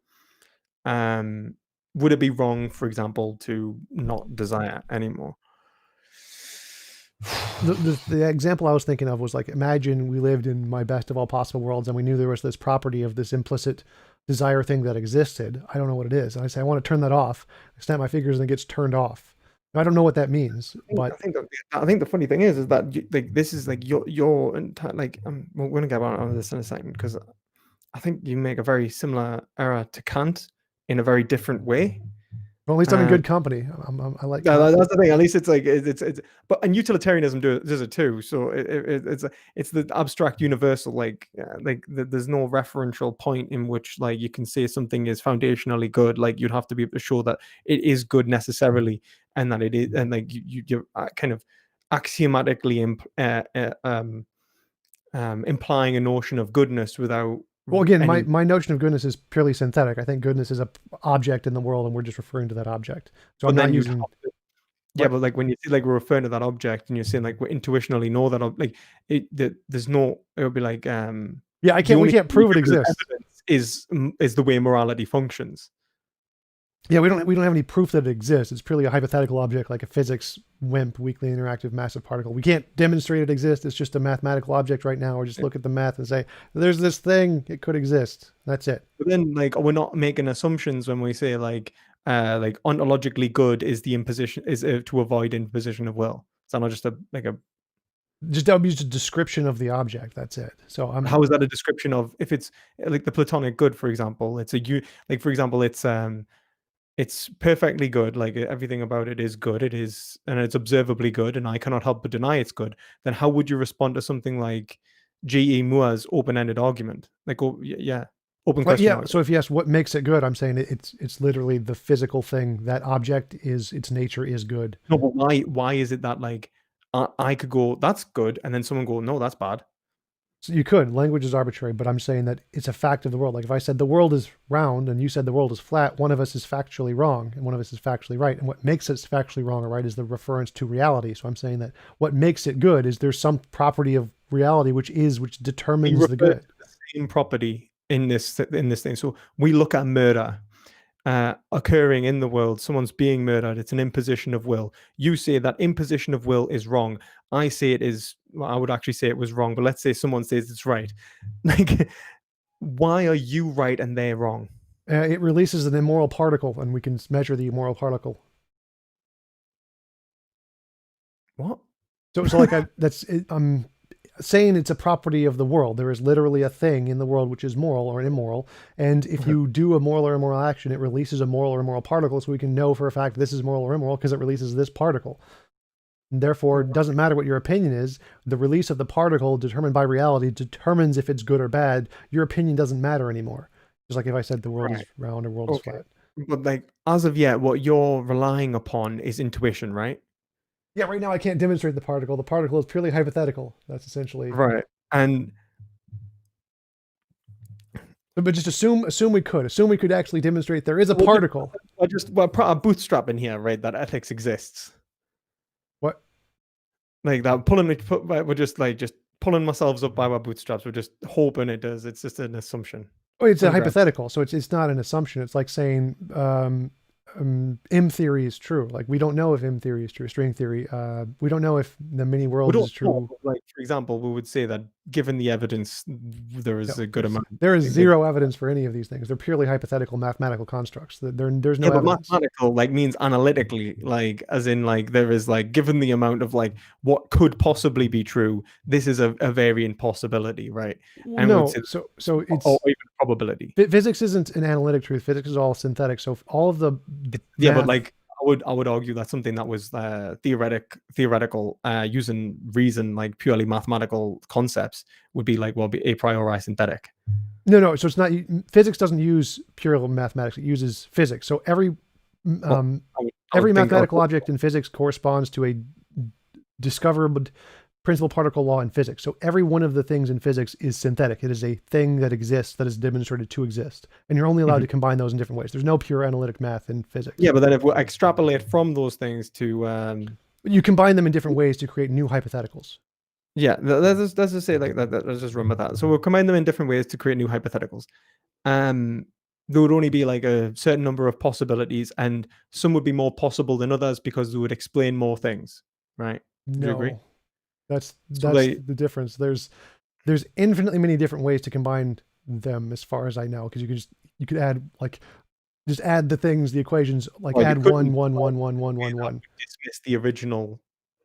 Like no. So I mean, like you take a theory, for example, the multiverse theory is combining two different equations in physics, which is the early universe inflation, Goose early universe inflation, and vacuum states in empty space. It takes those equations and it puts them together to create the multiverse theory. That's what the multiverse theory is. But you can take those and then just take another equation and add to it, and take another equation and add to it, another equation and add to it, another particle add to it. And you can just take all of the different verified laws, principles, and particles, combine them in many different ways to create and just keep adding random ones, or just keep adding the same one multiple times in different ways to get just infinitely many possible mathematical theories of the universe. They all of the theories in quantum mechanics explain everything. Like M theory literally explains everything. There is no prediction that could be made that could not be confirmed by M theory. It makes every prediction possible. It says literally anything that could happen can happen. It's like a square circle existing, and it would be fine. So there's infinitely many. Square circle, like, no. Yeah, no, it doesn't. Yeah, no, it doesn't. It does. It because does. a square circle is not something that's possible. That's what I would say. That's different topic.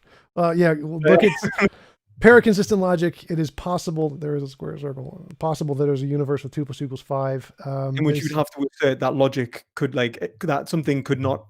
Paraconsistent logic where there's true logical contradictions. Yeah, I would say that there is no possibility of that. One, it would be impossible for us to know about. So its assertion would be beyond human comprehension.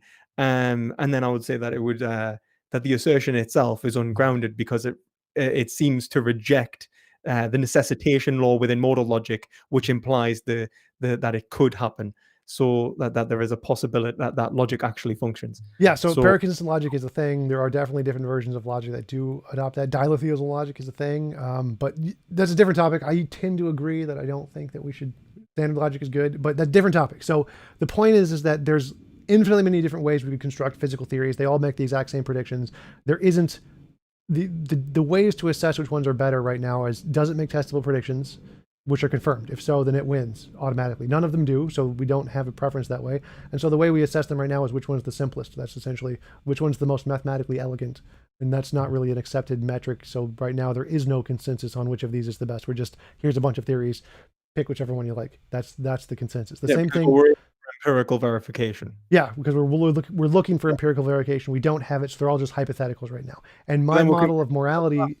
Oh yeah. What? So if someone like extrapolates, like for example, it's not just like, from what I'm aware, like I don't think they just sandwich maths together willy-nilly and just be like, I don't know if it works or not, but whatever. They try and actually work out whether the maths is actually able to function, like in terms of like against the physical universe. Like if for example, something that like if they did the maths wrong, they would be able to show that the maths was inadequate.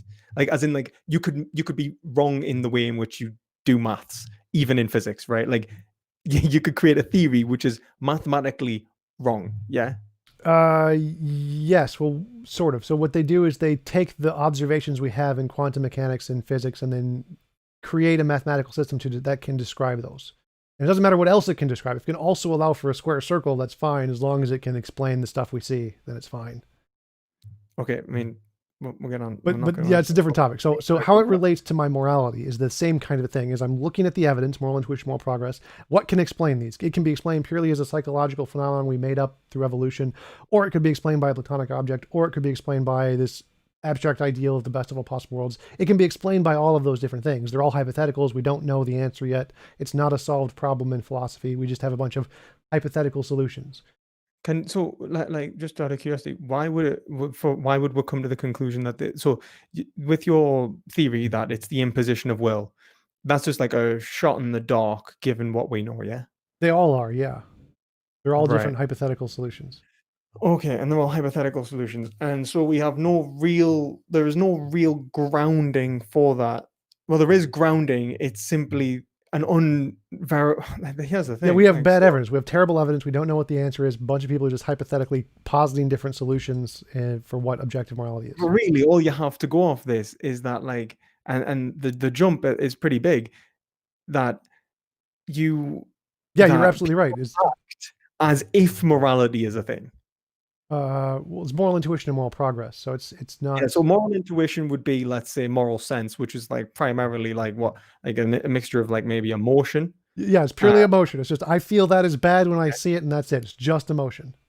Okay, so if someone says like, I feel that there's something like bad here, your hypothesis is to say, rather than that saying that like and the fact that these motions can contradict each other, the fact that there is an incredible amount of like it can't really explain.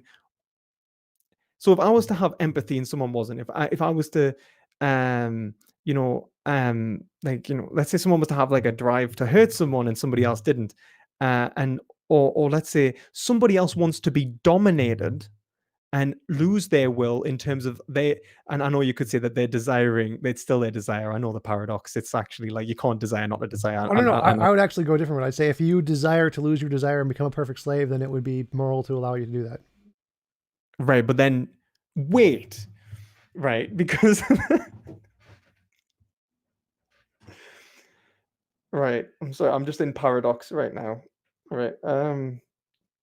But yeah, so the only evidence for morality is moral intuition and moral progress, which is crappy evidence. We don't have much to go off of there. And in this, you were hypothetically postulating that that the will is what we should maximize, the volition. Yes. And that's what most and we assume that that's what most people would consider to be good. I don't care what most people would do. I'm just looking at the evidence. Oh, it actually would be good, right? Yeah.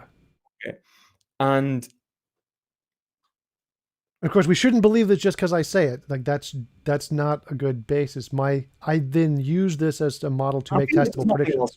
There, if I'm honest.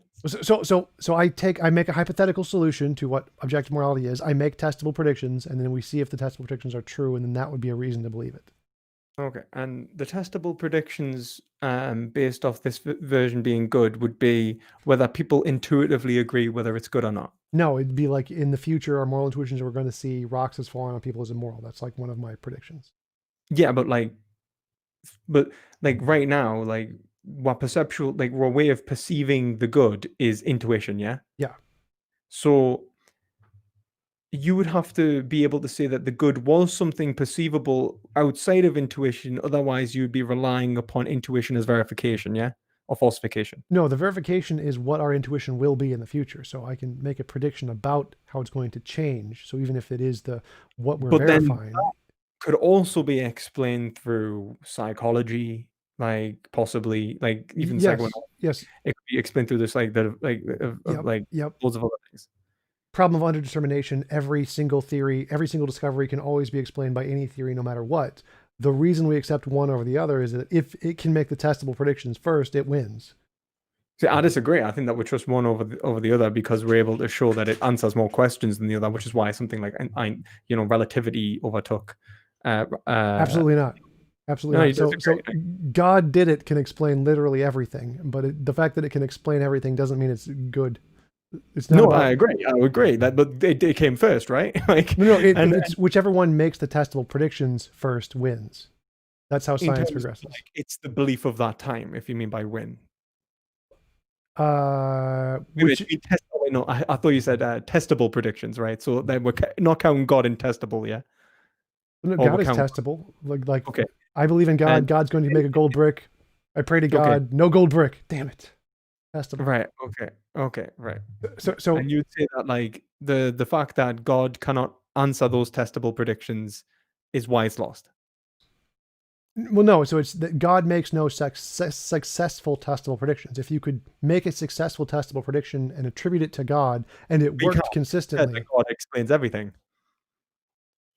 Right. God can explain everything. You can post hoc explain everything, but you can't future infer things. That's the difference. I would agree. Yeah. Unless you just say that like the will of God is, it's the will of God is to like do whatever. So like, but it'd have to be like predictable, like Newtonian physics predicting the bodily movements of the planets, kind of predictable. I get you. Yeah, you have to predict something we don't know yet, and if you could do that, that would be evidence of God. Right.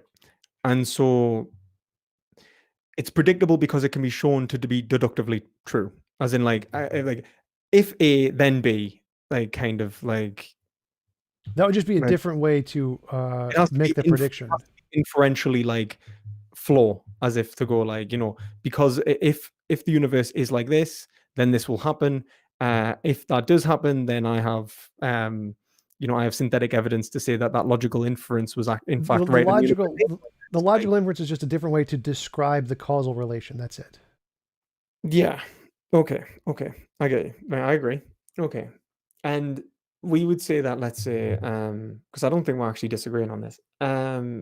So if we were to say that, Einstein's theory of relativity, I'd say that is able to make greater predictions, answer more questions or provide more answers towards these, or like of why, like when I say answers more questions, I'd say like, for example,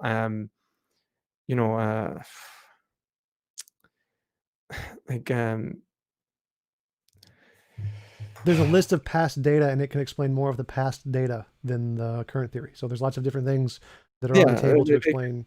It can explain the same and more in terms of predictability. It's capable of predicting the same and more, was what makes the theory better. Yeah.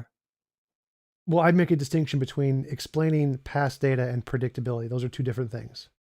So explaining past data is post hoc reasoning. It's I forget what the actual scientific term is. I have it saved somewhere, but it's not the same as predictability. Predictability is the fact that you can use it to answer things we don't know yet, as opposed to just explaining things we do know already. Yeah. I would agree, but then, like, for example, like the greater predictability would be something that would be the function of the theory, showing that it is functionally more capable than another theory if it has greater predictability. Yeah. Yeah. Okay, we'll agree on that, right? And that would be why, like, relativity overtook Newtonian physics. Right, because it could make predictions about the curvature of the sun that were more accurate than Newtonian mechanics And if got it right. failed to answer the same things Newtonian physics did in the same thing that, like, in terms of, like, let's say the way that the bodily planets moved, it would also, like, for example, if it failed to make those predictions, it would be seen as It would inadequate. only apply to the light bending around the sun or something. So it would say it would only work in these cases to these specific things. It wouldn't apply Yeah. to these other things. Okay, well, I actually agree. Right, that's fine. And that's great. Like, we're actually on the right track there.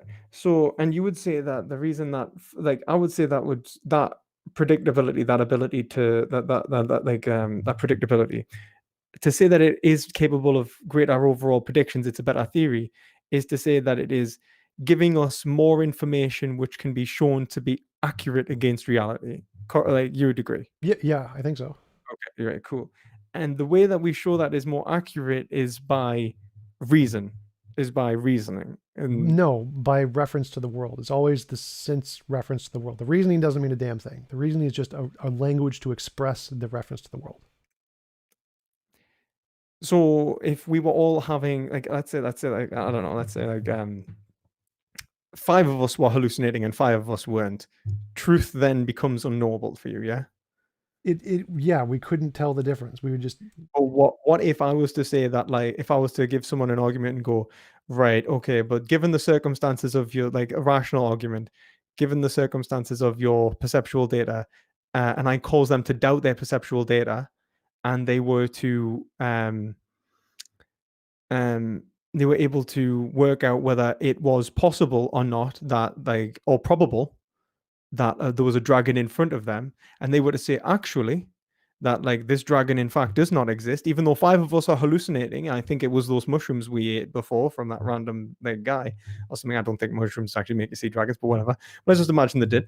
Like, they let's just totally say, do. like, I've had those kind of mushrooms. they would be able to reason themselves out of that, let's say, predicament. No, so you couldn't ever use a rational argument to try to disprove a sense experience. Like, you need a different sense experience. You need some kind of other sense experience to override the first experience. I'm not saying it disproves the experience. It doesn't disprove them having the experience. It disproves their prediction of their conclusion of reality. Right. No, you Whether can the never dragon use an exists or analytic not. truth to disprove a synthetic experience. You'd have to have just a different synthetic evidence there to disprove it. No.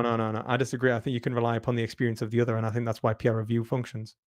Because otherwise, Right. like, So that would be two synthetic experiences, and you're comparing the different synthetic qualities of those. But you could never just use the analytic the argument. qualities you are comparing are aspects of common experience. You're looking for the commonalities, and you're saying that this is most probably true because they are common in both experiences. I'm not following what you're saying here. So, Like, so if we have two people, if we have look at a telescope, right? Yeah. And they see like, you know, like, stars in the sky, like, I don't know, like Alpha Centauri, and they're like, oh, that's Alpha Centauri, it's right there, that's great. And then one guy looks in the telescope and goes, nah, it's not there.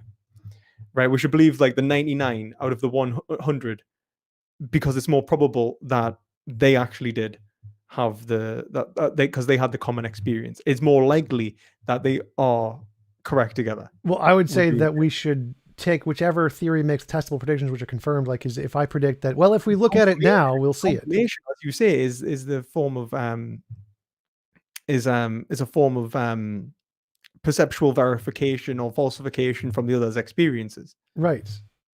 So again, it's about future things. So it's not past things. Like, we can past explain both experiences in lots of different ways, but we're going to accept whichever one makes the future predictions correctly. So if the future predictions, we say, if we all look and see it, or if one hypothesis says we will look and see it in the future, and one hypothesis says we will look and not see it in the future, and we look and we don't see it, then that theory is the one that's right. It doesn't matter how many people accept it. If only one person says... But then, like, so would it be equally true? So, for example, the person who looks and doesn't see it, is it not true for them? I don't know what you mean. So if they don't see it, if they simply, like they look for the prediction, right? Like, they perceptually, for example, are unaware or incapable of seeing it for whatever reason, are they wrong for rejecting the theory, or No. are they right for? They're right for rejecting the theory. If they can't reproduce it and they're trying to do the experiments and they can't get the results that are said to be there. What if like almost everyone else was able to reproduce it? No, but they wouldn't be reasonable to accept it just because everyone else does. They would still be reasonable to say, I can't get the results. So you would say that it would be so why should I trust for example, the predictions of anyone else? In terms of, for example, physics, why should I trust any of physics? Because I don't really participate that much in the field. Like I'm just because you don't really participate that much in the field and you can't reproduce the experiments, or they can. Like right, yeah, but they reproduce them in front of me, so my perceptual data is not being explained. No, if you could reproduce the experiments and don't get the results, then it would be unreasonable for you to accept the hypothesis. But if you can't, or you don't have the capability and you realize their capability is better, then it's reasonable to just accept what they're doing. So what we're doing is based on reasonable. Like what's reasonable or not. Yeah, reasonability, what you believe is based on reasonability. That's true. So if I was to say that like it's reasonable to say that I'm just doing the experiment wrong, or it's reasonable to say that I'm doing it, or I'm incapable of seeing it, or it's reasonable to say that I may be making a mistake that other people are not making. Definitely. I should accept their perceptual data and not mine. Definitely. Okay. In which case, like you don't think that like if it's direct relation to reality and my perception of relational reality, then why is it that reason has allowed me to define my own perceptual relation to reality? Because you use reason to show that your sense experience could be flawed from other sense experience. You say, I have a sense experience reason to show that this sense experience may not be correct. Now, if you do the experiment correctly and you have good sense experience reason to believe you've done the experiment correctly and you don't get the results, then you have reason to doubt everyone else's position. Right. Okay. I think. But the reason isn't what's important. The reason is just describing the sense experience. Reason's a matter of probability about one's experiences, right? Like, and I think we probably do need to have a conversation about whether empiricism is sense because you reject sense certainty, I'm assuming, yeah. Yeah. Okay. Yeah. So like you're a fallibilist, you reject sense certainty. And what you would say is that it would be probabilistic, yeah? Probabilistic relation. Okay. And have you ever, like, if I had known that we're going to debate, we probably should do another debate on empiricism. Well, I'm not saying empiricism is the only way to gain knowledge. It's only the way to gain knowledge about reality, independent of definitional truths, synthetic truths. Well, I mean, like the thing is with analytic truth, you kind of said that language is essentially subjective anyway, and just it and so like even the analytic truths, like a car is a car, does not necessarily function if my understanding of if my interpretation is not being held constant. If I'm saying a car is a car and my interpretation of the car is moving at each point. That's kind of it's actually the Geach, it's kind of like the Frege-Geach embedding problem. This is the issue you'll arrive to unless you ground language in something that's objective from an individual consciousness. Right. So I'm not claiming to be an empiricist where the only way to gain knowledge is sense experience, but I'm saying the only way to gain knowledge about the external reality is sense experience, where you can still gain knowledge in other ways if you just define knowledge or truth independently of the external world. For like definitional truths are totally fine. You can say a bachelor's an unmarried man, and that's true in the sense of the analytic truths. I'm fine with that. And that's perfect. And reason and logic, you can say, are analytically true in the same sense. Those are fine. I'm totally okay with those as a way to gain knowledge, but they're not giving you knowledge about the external world that you need the sense experience stuff for. Right. We'll just have to debate that and at some point. Charlie? He's been trying to get out of the door for like an hour. I know. I'll have to let him out 1 second. So otherwise he's just gonna keep going. If you just give us 2 seconds, mate. Sorry.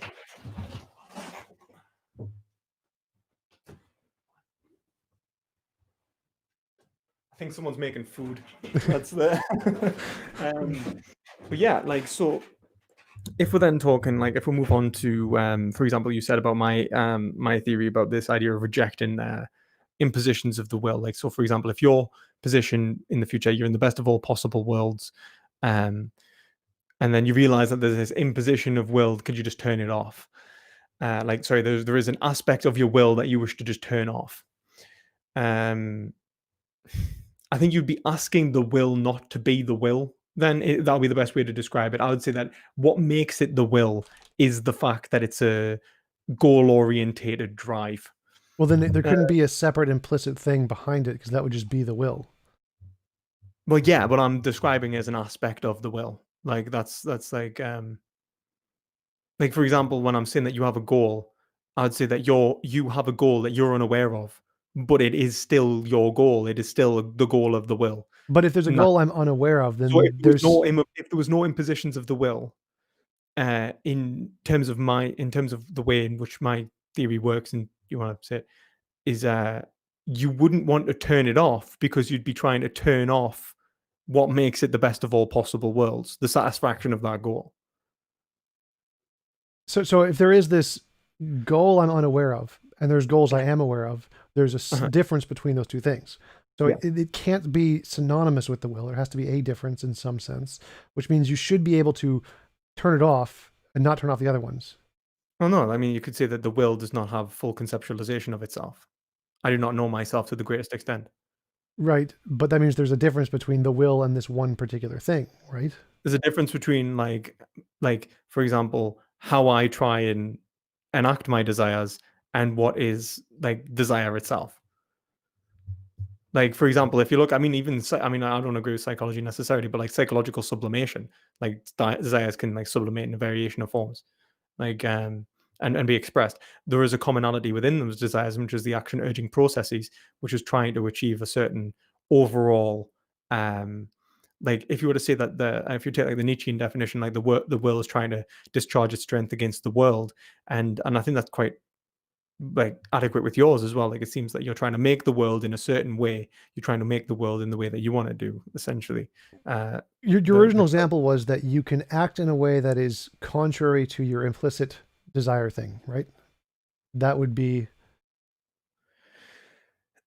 I would say that like it's important. Like for example, you can't act in a way that is you can't defy all desire, but you can defy individual desires. Would you agree with that? Maybe I think so, but I'm still trying to follow your original because your original distinction My point between. would be that there is a unification within our system of drives, and that is what we are trying to maximize.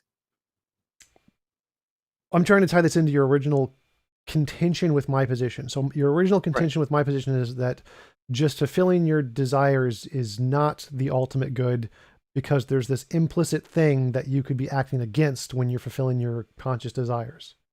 And that was the difference between our position, right? Yeah, like essentially, like the heroin addict, for example, could be mistaken. My point was, so my question they're mistaken is, about a particular desire. They're not mistaken about desire. You cannot be mistaken that you are a subject. Even at the end of Cartesian doubt, you don't come to the conclusion that desire doesn't exist. Yeah. So my question was, is that implicit desire that we have that you value, if I want to turn that off and say I want the heroin and I don't care about this implicit desire at all, would that be immoral? If you were to turn off, my point would be, if you were to turn off that desire for the heroin, you'd have also turned off the desire for the heroin. You've turned off if desire. I turn off the implicit desire, not to desire, because it's still a desire. It's like, do you see what I mean? Right. So I'm still desiring that, but you're saying my desire for the heroin is contrary to some other desire I have. Uh-huh. And I want to turn off that other desire. I still want the heroin. Heroin is fine. It's not like the point is like I'm not saying that it's contrary to the desire. I'm saying that the desire for heroin is an aspect of desire, which is essentially what like desire is unified in you, that you are trying to reach this goal. Like it is, desire itself is not like a single particular instance of an action urging process. It's actually a universal within you. Right. It's a I grant that desire is desire. So subjectivity. But I'm still trying to go, what is the difference between our two positions here? So I'm saying go for the heroin. If you want the heroin, take the heroin. You're saying, no, don't do that. Right? Yeah, because I'd say that you are mistaken in thinking that you actually want that. You're ignorant to your actual desire. Okay, and what is that actual desire? I say I don't want that actual desire. I want the heroin.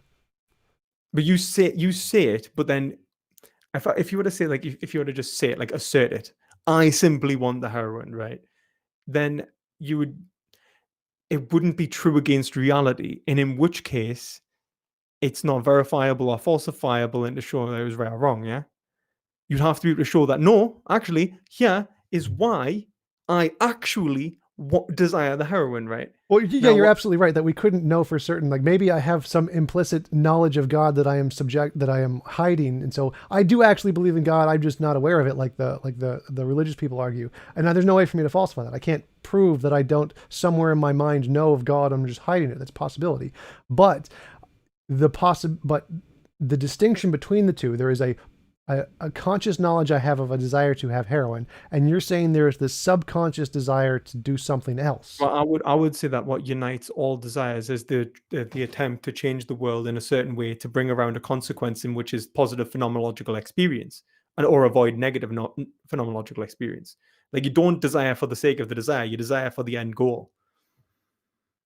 Like for example, when you want to snap your fingers and have a six pack, it's it's not about the action urging process that just snaps the fingers. There is the object of your desire, which is the expression of creating a world in which you have a six pack, and that's great, right? You desire an experience. You wish to experience something. Now, the point is, I would say that you wish to experience positive and you wish to avoid negative. Now, we can call that pain and pleasure, but I think that went up in the semantic sort of. Because you can want pain, because pain can be fun. Yeah, well, not pain physically can be fun, but suffering cannot be. You cannot want to have something that you, by definition, do not want. Yes, you can. Like I can be a scientist. I want to know what suffering is like. Let's experience suffering just to see what it's like. But then, yeah. Okay. But yeah, different topic. So again, so that's like you wish to understand what it means, like what it means to suffer. You do not wish to. You cannot desire, for your desire to be actively frustrated. So, like, for example, I can desire something and then place obstacles in my way to gaining the desire to see what that experience is like. So I can desire restriction of my will. That is a possibility. I can desire impositions to occur. That's fine. Yeah, but restrictions of your will, that's fine. Like, for example, like say, I'm glad that the law exists and like it restricts my will, like in many ways, like if or it could restrict my will or whatever. Like that's fine. Like that would be my position. I'd say that actually these restrictions aren't restrictions anyway. They're actually your freedom because they free you from your own ignorance. And I would say that the reality is that the only thing that is like when you wish to suffer, if you were to desire something that was to create a negative experience, which you by definition could not which would want to be out of, which you would define as negative, which would be otherwise defined as something you wish to get out of, you are incapable of actually wanting to be in that scenario. I don't think that's true because there could be reasons you would want it while having reasons you don't want it. But as long as there's some logical reason that could be called a desire to get you to that conclusion, it would still be. I mean, like you could say like an individual circumstance, like I desire like this pain because it like the pain of like saving someone's life, but it costs you like a hand or something. You know, you desire the suffering in the sense that you desire like the overall change in the world, which maybe saves the other person. Or like, you for example, I could desire to prove you wrong, so I'm going to desire the worst possible world imaginable. I'm going to go to that world just to prove you wrong. So there's some desire there, exactly. Even if it's exactly. But then you're not in the worst possible world because you're still getting to prove us wrong. So you couldn't desire to be there because it's impossible, because desire would always be frustrated in that world, because by your theory, it would be a direct imposition of your will permanently. Right, but again, I would still say that if you want to die, suicide, that's perfectly fine. So suicide, I mean, like depending upon like we can talk about. No, like, if you want to die just for the sake of dying, nothing wrong with your life. You still have a perfectly reasonable life to live. You just say, I just want to die because why not? I would say it's perfectly moral. For the crack. For the crack. So again, the difference between our position is that I say give the guy the heroin, you say don't give the guy the heroin, and the reason, as far as I can tell, is you just say that, well, by definition, people want desires, and so it's contrary to desires to get the heroin. That seems to be, you're presupposing that position, but I don't see any justification. It still seems like, from my position, that you're saying that I'm presupposing that people that there is a connection between desires. No, that there's this implicit thing that we're violating by giving them the heroin, something like that. Yeah, I would say that like they're violating their desire. Like they think they want heroin. That's how they are acting upon their desire. That is the content of their desires.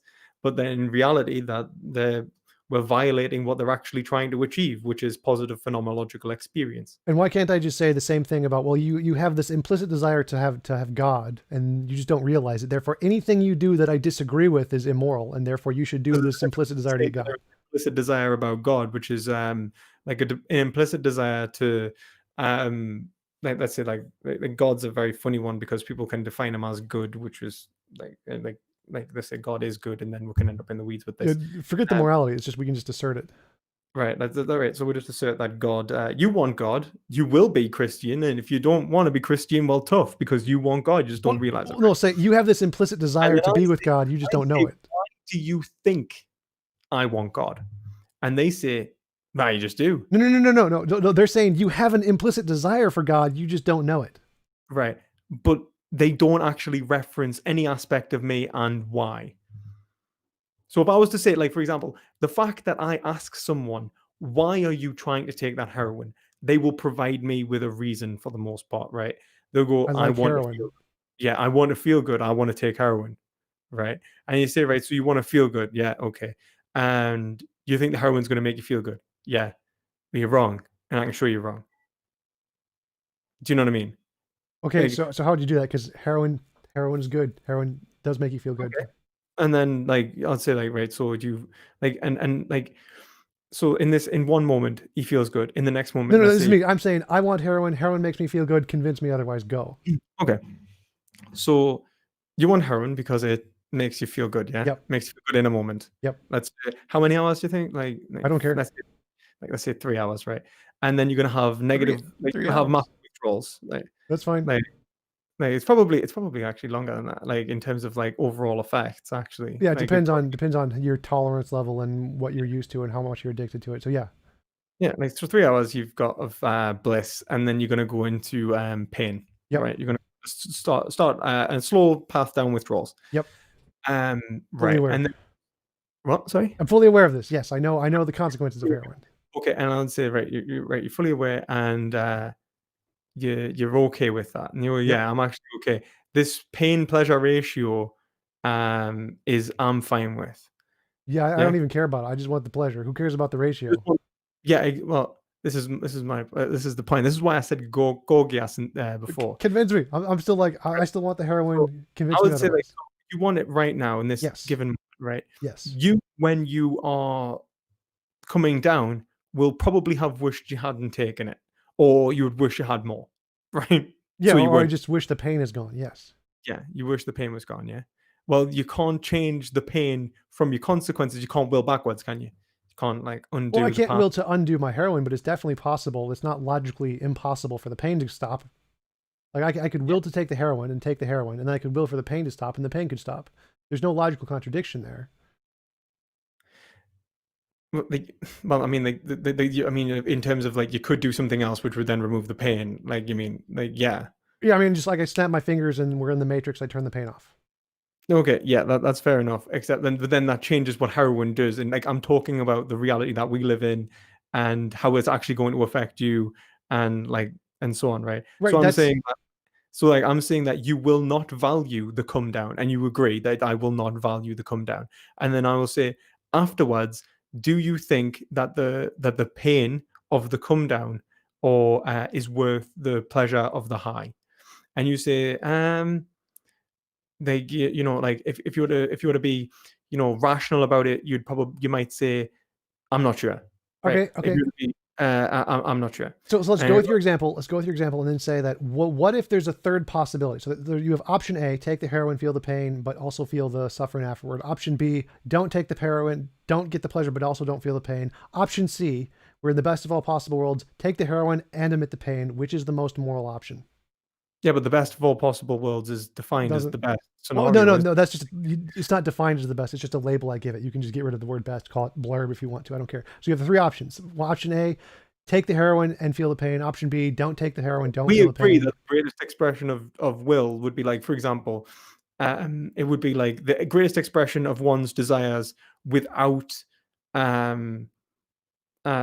without the see, like, I would say that with the way desire works, desire itself is a form of suffering that we actually, for the most part, wish to avoid. Okay, go back. Answer the question. We'll get into that in a minute. But I want to answer the question first. Say that, like, like, for example, would you be taking the heroin and not feeling the pain of the come down in the best of all possible worlds, C, like, or the best in C? Would that be the best one? Not necessarily. Okay, how so? Right. In a vacuum, yes. Like, in terms of it's better than, like, you know, each of those oh, you closed the door. What a good dog. In a vacuum, yes, you would say that, like, world A is probably the worst come down in heroin. World B, was it? No, world A. No, world A is A is take the heroin, B is don't take the heroin, C is take the heroin and not feel the pain. Right. Okay.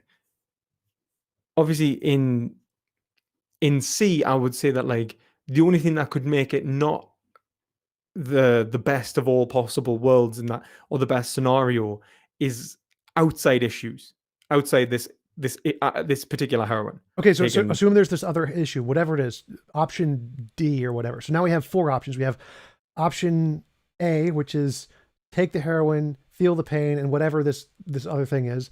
Option B, same thing. We don't take the heroin, we don't feel the pain, and whatever this other option is also in there. Option C, we do take the heroin, we don't feel the pain, and there's this negative whatever it is. And then we have this 4th option, which is you're still an absolute mess, and you still can't run a life normally. Okay, so that'll be D. So you're an absolute mess. You can't run a life normally. So now we have this 4th option, which is take the heroin, don't feel the pain, don't have a ruined life where you can't live normally.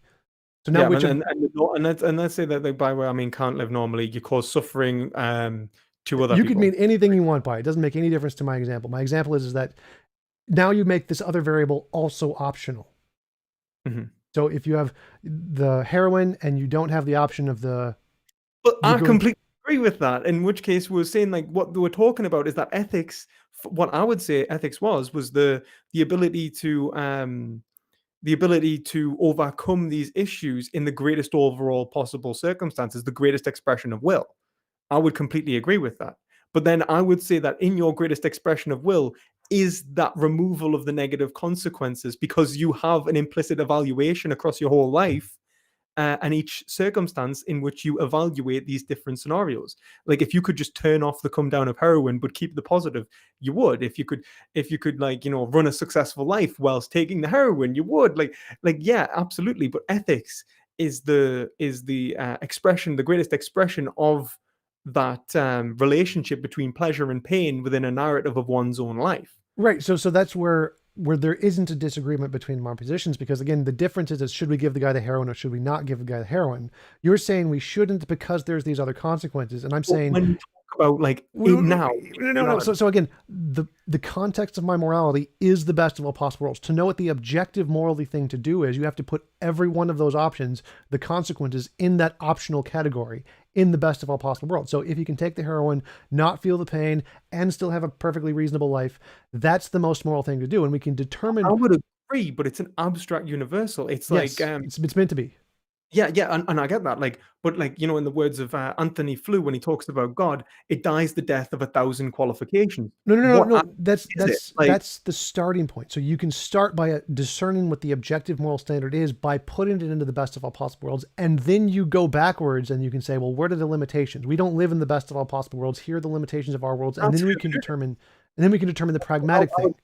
I'll completely agree with that. So you have the universal and the particular, and it constantly reevaluate the universal and what it actually looks like. So you create an ideal standard, you evaluate that ideal standard, and then you come to the conclusion that it's not right. You reevaluate it in relation to the particular evidence that you have. I think I put it the other way. I say there's the objective standard, which is always correct no matter what. And then we can apply and get as close as possible given our limitations. So, like, we can have the idea of a perfect triangle. The triangle is perfect if all the 3 sides are straight and leads to 180 degrees. Really, there is the idea of perfection until you don't have the idea of the perfect triangle until you understand what is limiting your idea of the perfect triangle. No. The perfect triangle, just by definition, a triangle is a perfectly straight on three sides, but we can't make a perfect triangle because it's impossible for us to draw a line that's perfectly straight. Yeah, if you zoom in, I understood that you weren't talking about analytic. I knew you meant like but I guess like, you know, just go with me for a moment here. So we can take the idea of a perfect triangle, which is perfectly straight lines, and then we can try to use that to get as close as possible. We obviously can't do it because if you zoom in, the electrons go in a bubble shape, so you're never going to get a perfectly straight line. But we can use the idea of a perfect triangle to try and get as close as possible. So even if we don't exist, we can still use it as a guide. I completely agree, and it's all about getting as close as possible to that. I would absolutely agree.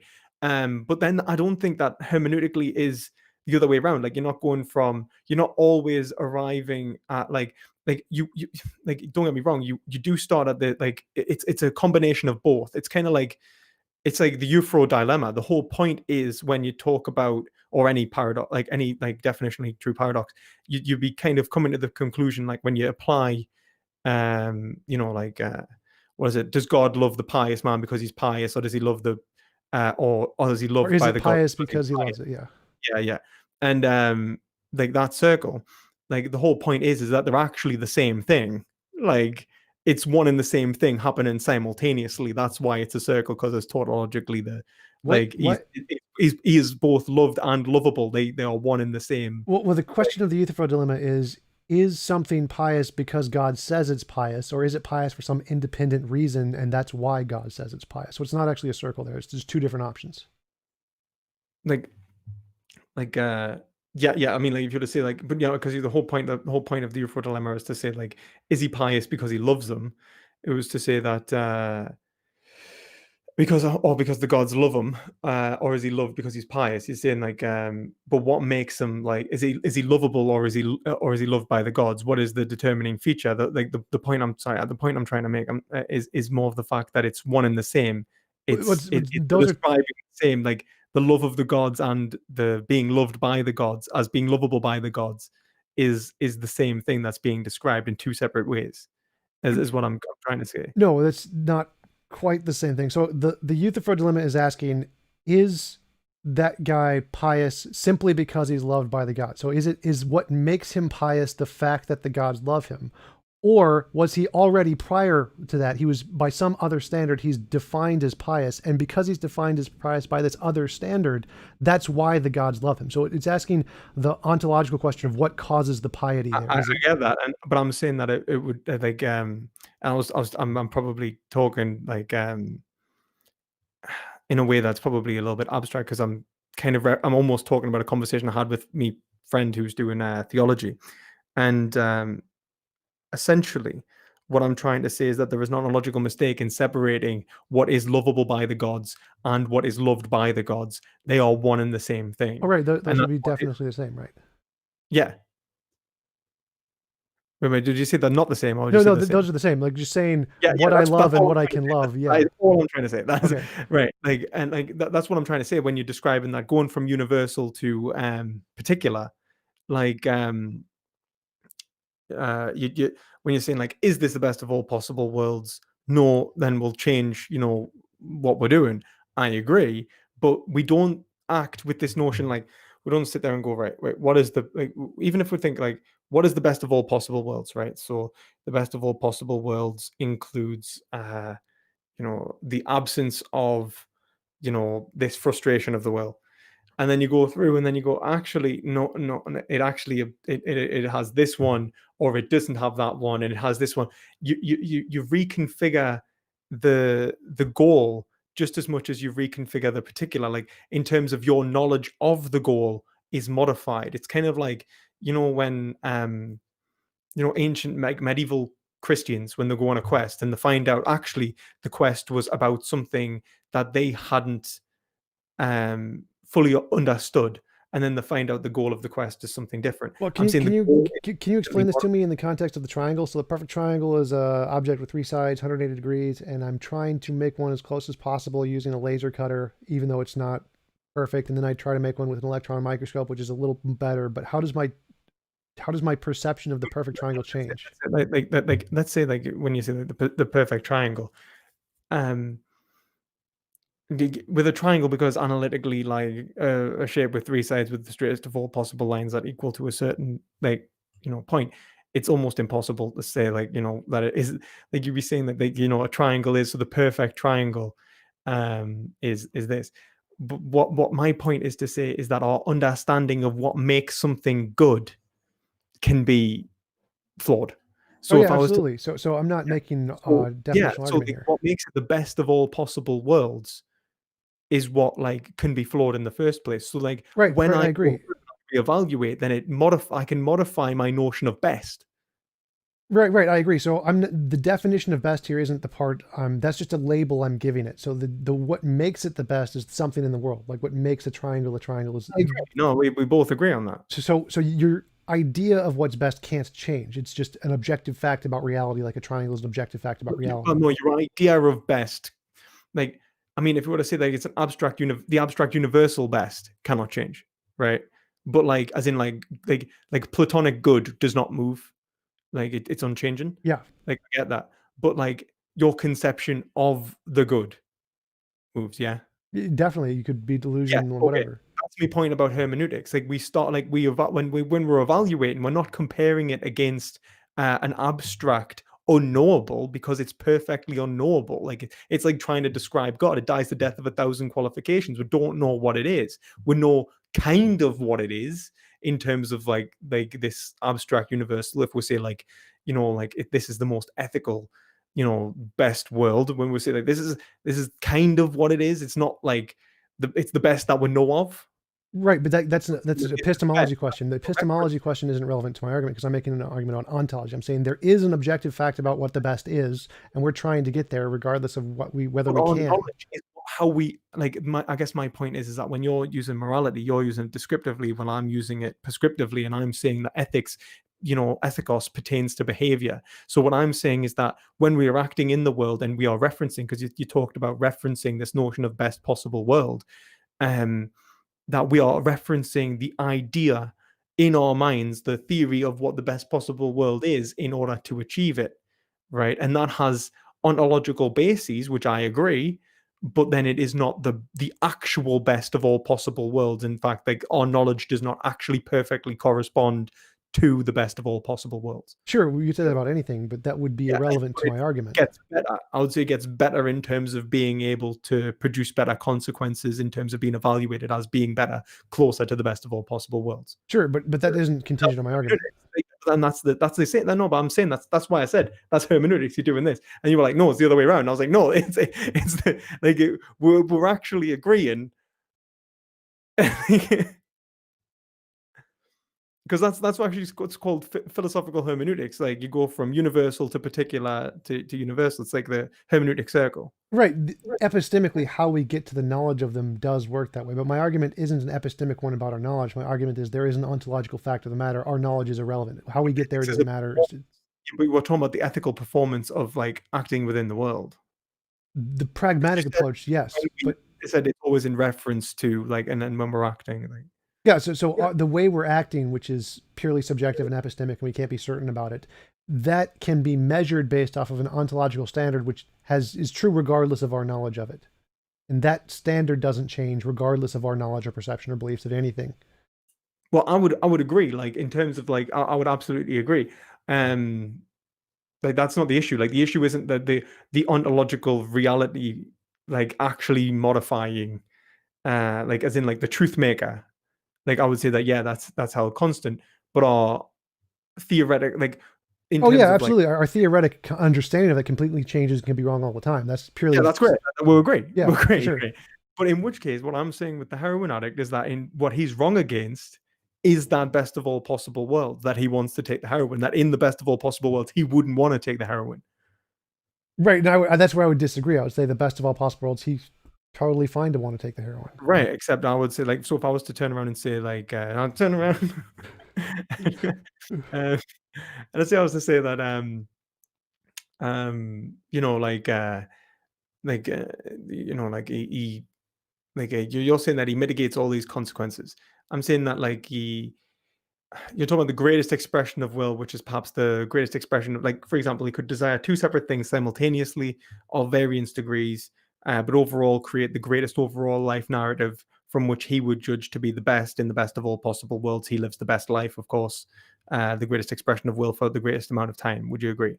No, because you just said he desires one thing and another thing equally in two different ways. That would be a contradiction. Right. He wouldn't desire contradictory things there. He just desires to have the heroin, to not have the pain, and to live a perfectly fine life, which all of those, none of those are logically contradictory. He's not valuing a contradiction there. Well, wait a minute. Like, what I'm trying to say is, like, right, first, like, would you agree that in the best of all possible worlds,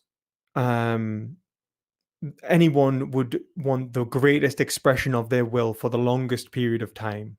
So it'd be like the greatest expression of your will is not an expression of a single moment, but the expression of your will over the greatest amount of time. It wouldn't be just now, it would be then, tomorrow, onwards for eternity. Maybe, but because again, you can will to restrict your will or will to suicide. I wouldn't define the best of all possible worlds. I think you're definitely making a paradox there, man. Well, Like, again, the best of all possible worlds isn't defined based off of how much you will. It's just the definition of you have there's no involuntary imposition of will. Like what you will, whether it's good or bad or long or short, doesn't make a difference. That's irrelevant. It's not about. Well, what you will does make a difference, because what you will is, like, for example, you willing, like, what you're trying to say is that, like, the very fact that there is a will is the best of all possible worlds, almost, unless it's actually being like unless, like, for example, if you have a will that let's say you will to become a slave, and that and then that from being enslaved you um would will to not be a slave, but every time you aren't a slave you want to be a slave, and every time you are a slave you're not a slave. Do you know what I mean? There's no logical contradiction there because it's No moments in logical time. contradiction, right? Like, so you would say that, like, in terms of, like, but let's say, like, let's say I want X, I don't want X, I want X. Like, they're two separate moments. But what if you wanted them, and you wanted to be enslaved, but then when you were enslaved you realized that you didn't want to be enslaved? Would you agree that like only one or two of those was true? You either do or you do not want to be a slave. No, I'd say that at one point you do and at one point you don't. I'd say those are two separate times. Two separate times, two separate desires. Yeah. But let's say in terms of, let's say, let's say, like, I'm trying to make the point, let's say if it's irreversible. Yeah. So, for Right. example, let's say at one point I want to be a slave and I'm just going to determine that my freedoms are completely lost and I'm just going to be a slave no matter what I want or believe after that point. So at this point in time, I've desired to restrict all of my future choices and I'm going to be a slave forever, regardless of what my future desires are. You can do that. That's moral if you choose What to. is being valued there is simply the will, the action urging process. Yeah. Essentially, yeah, that's the will part. You see, I disagree. I think what's being valued is the action urging process, is the completion of the action urging process, the expression of the will against the world. Like, for example, the expression, like, when I will, I don't do it for its own sake. I do it for a consequence, and then that consequence relates to my experiences. Would you disagree with that, or do Yeah, you think that? so in the world that you're describing, if someone wants to become a slave and restrict their rights so they can never not become a slave, I would say that it's moral to let them have the right to do that, whereas you would say it's immoral and we should not let them have the right to do that, right?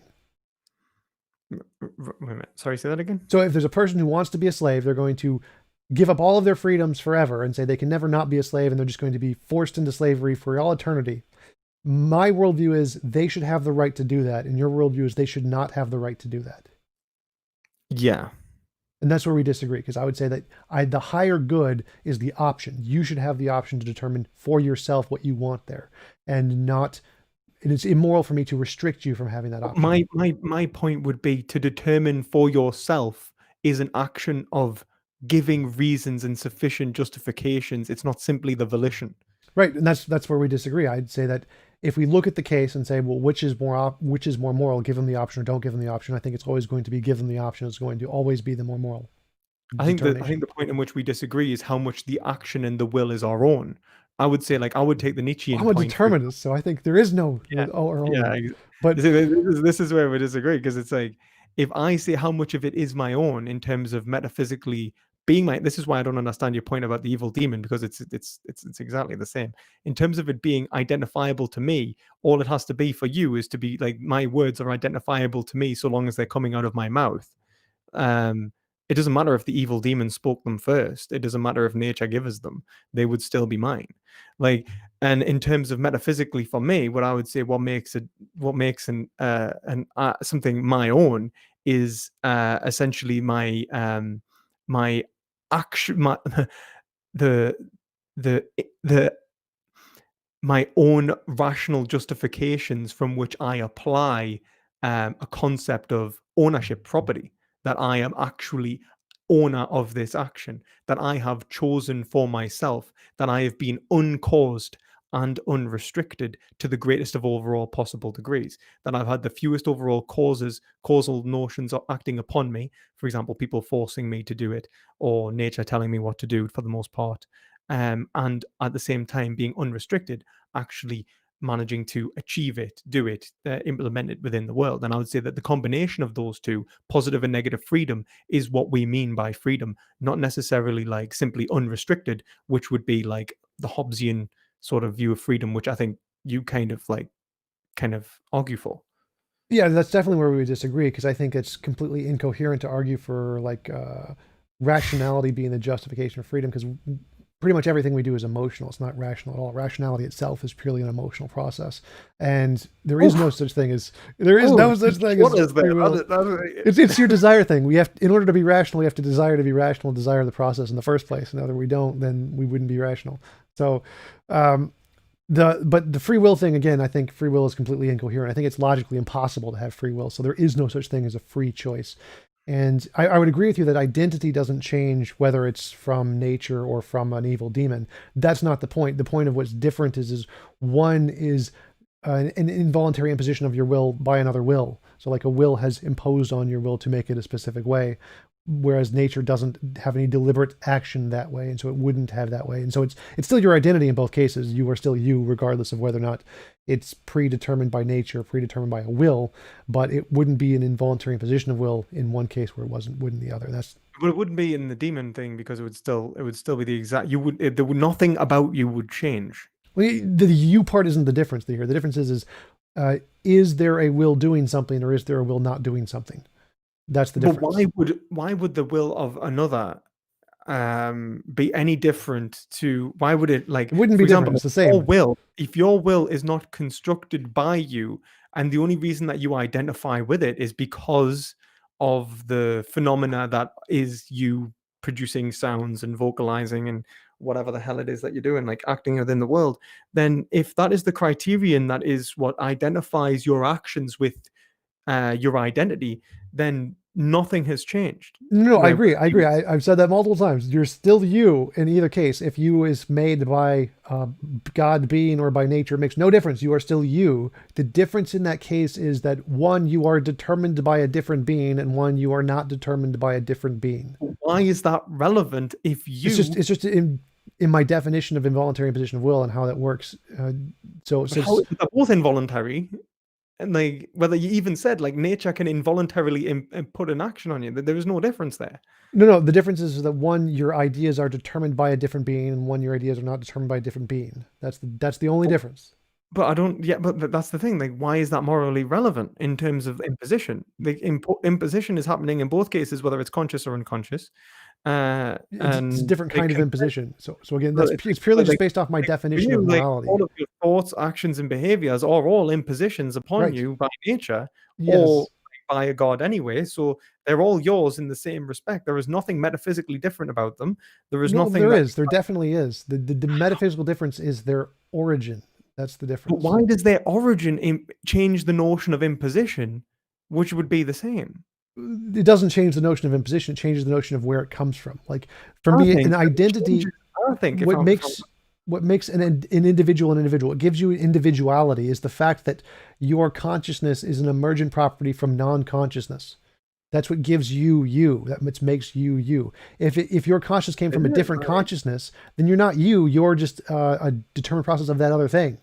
Well, I mean, like, what makes you you? I wouldn't say, like, when we say what the word you means, I would say, like, your criterion from being identify you and identify your own consciousness is to simply have, let's say, psychological processes which makes you feel as if it is you because it, like, in the first place. So it's an illusion anyway. It's the illusion of free will. Right. I'm not So saying that that illusion can be given by a demon or nature. It doesn't matter. The illusion remains the same, a constant. it's not. And I'm not saying that you don't have a conscious experience. That obviously is the same in both cases. I'm saying that you have developed independently of another consciousness, which is what gives your ontology a you-ness to it. You still have sense experience in both cases. You still have consciousness in both cases, but there is a difference in the cases. One, that you have emerged from a non-other being, which means gives you an individuality that you don't have in the other case. In the other case, you don't have that same individuality because your entire thought process has been determined by a different thought process.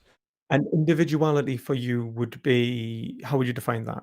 Just the quality of what makes you an individual person as opposed to just being copy paste being or something like that. Right. I mean, of course, there's no way to know that whether you're not a copy paste being Right, in terms, like, in terms of, right, okay. And so what you'd be saying is that if we are an individual, you'd be saying better to be an individual than not. Yeah, I'd say it's you're more freer if you were just Why? created by nature rather than just being determined by Why? another being.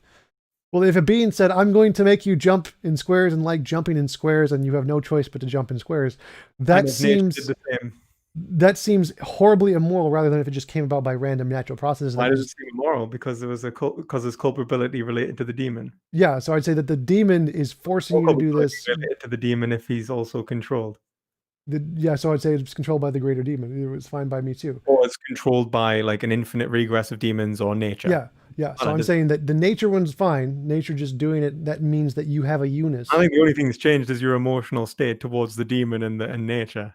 Sort of. It's just saying, where do you come from? Do you come from nature? Or do you come from determined process? It's just the origin. And I think that's why you're saying that the best of all possible worlds would be modified, because you'd be saying that, well, in the best of all possible worlds, I certainly would not be controlled by an evil demon. Well, not necessarily. It doesn't say that. It would just say that would be immoral if I was. I don't think there's a rational justification as you can say why it would be always worse. Like, you could say, like, or like why it wouldn't. It wouldn't necessarily be worse. It would just be a different origin. So, for example, I could create a person to enjoy candy versus creating a person to enjoy stabbing themselves in the leg or whatever. And clearly one of those is going to be better. And it's possible that nature would cause someone to want to stab themselves in the leg. Wait a minute, how would one of those be better? Liking candy versus liking stabbing yourself in the leg. Like if I was an evil demon, I could cause someone to deliberately desire to do something which would cause them suffering. I thought the standard for the action was the action and not the consequences. So why could the desire for stabbing yourself in the leg be worse than the candy? Again, so I'm just going off of physical suffering here. Like if I'm an evil demon, I can program you in any way I want to do anything I want. Suffering isn't morally relevant. So What? why would it be worse? What?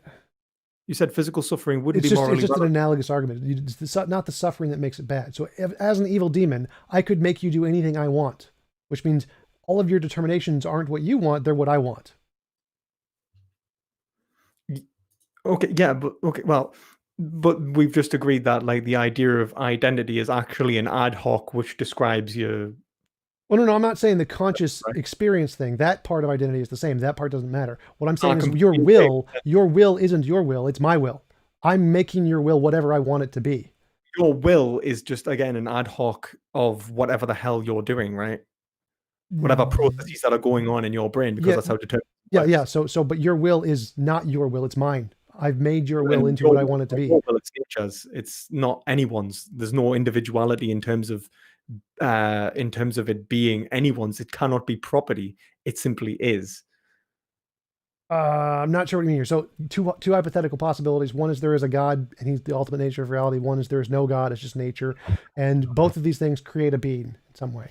In one case, the God says, I want your will to be this, and I've made you in this way. And in nature, it just does stuff and it happens to pop out a being.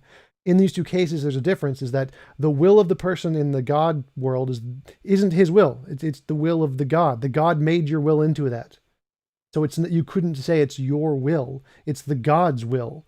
And in nature, you can, because in nature, there is no will prior to your will. And so your will is just your will, and that's it. Your will is essentially what is your will? Just tell us what it is. The biochemical processes in the brain. Okay, and they're always your biochemical processes in the brain.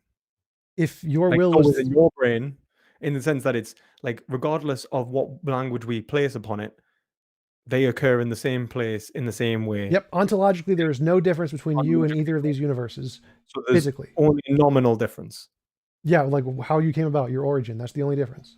Okay, so let's say the origin's the difference, right?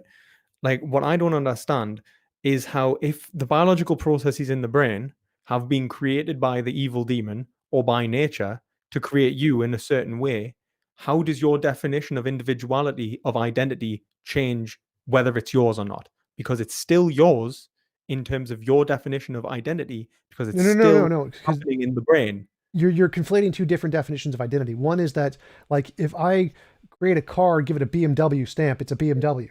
The BMW process was determined by something else. Some other person made this thing, so it's not itself. It's not its own signature car. It's a BMW. But if the first car that was ever made, because it's self like if the origin is like, it's almost like you're trying to say that the origin is you when it's nature. Do you know what I mean? Yes, there is no other conscious entity before you if you just pop out of nature from nothingness. But you are the origin of you. Like, the origin wasn't you, it was nature. Yeah, that's fine. The will is you. But then it doesn't, like, so if the origin isn't actually you, and then these actions aren't actually yours, you just... No, they are yours. If they come from nature, they're you, because there was no prior will. So it's like the argument against God about having omniscience. If God knows everything, it's impossible to have free will because he already knows what you're going to do before you do it. Yeah, it's the same kind of thing. If there's no God, then there's no contradiction. There's no contradiction in nature not knowing what you're going to do and having free will. It's only a contradiction if there's a God who knows everything. Then there's no way for you to have free will. But if there's not a God who knows everything, well, it's possible for you to have free will. It's what you're describing free will as. No, so I'm granting libertarian free will. I'm granting libertarian free will here. So if we grant libertarian free will, it's impossible to have libertarian free will if there's a God who knows everything. But if there isn't a God who knows everything, well, then it is actually possible to have libertarian free will. Okay, just to clarify, what do you mean by free will? Libertarian free will, the complete... actually, like, you know what I mean? Yeah, like, what do you mean by... Just give us a definition of just free, like, yeah, libertarian free will, or just like free will. Yeah, just free will. Yeah, like the God kind of free will, the ability to do otherwise in the case with no determining process and not being determined by random... To be the cause. Yeah, so it's not determined, it's not random. Free will is its own kind of ontology of third option. Okay. In which the individual produces their action, they are the cause of themselves. Yep, causa sui, whatever. Cool, right. Compatibilism. What would you give a definition of that? Compatibilism is just determinism, and you're just defining some of the determined processes as being free will, even though they're all determined. Okay. So compatibilism is essentially determinism. I don't think I wouldn't argue that's compatibilism, man. There's different versions of compatibilism. I like Dan Dill's version. For the most part, when I've interacted with compatibilists, it's like it's kind of like psychological compatibilism, kind of like that, like the content of your own thoughts or the expression of your will. You're produced by nature, but then nature, you are still in existence because you're an aspect of nature. Therefore, you're trying to enact your will against the world as an expression of you, quote unquote. But then, why does the origin of where you come from, if it's ontologically the same, modify that definition of your volition, of what makes your action yours? I don't understand. Like, it's the same. It's the same as the free will argument. Like, so for example, the demon creates you. Yep.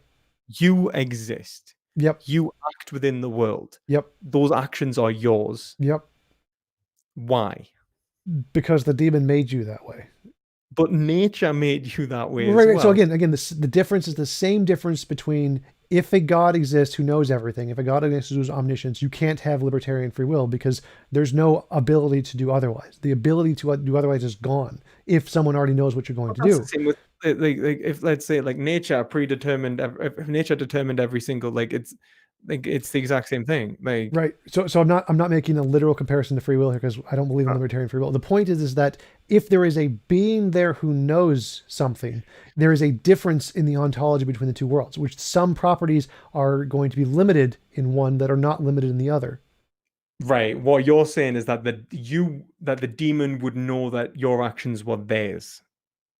Is that Sort what of you're saying? saying that my actions, my will is just in its will. It's a subset of its will. Of course, what if we were to say, let's say, as we say, the infinite regress of the demons, right? Right. And there's no actual pinpoint causa for the action, right? There's an evil demon, greater and greater and greater throughout all of eternity. Is that the same as nature then? Or is there someone actually in control of your actions? Is there a difference? If it's an infinite regress of demons, that would still all be demons, and so it would still be immoral. But would we be able to say that there was someone who actually chose? In terms of it was theirs and not yours and so on. Well, each individual demon would be able to say that I'm not me because of that demon. So yes. Right. So no, like if they were to say I am not me. Because my will is a subset of its will. So really I'm just him. A part of him. I see what you're trying to say, I think. I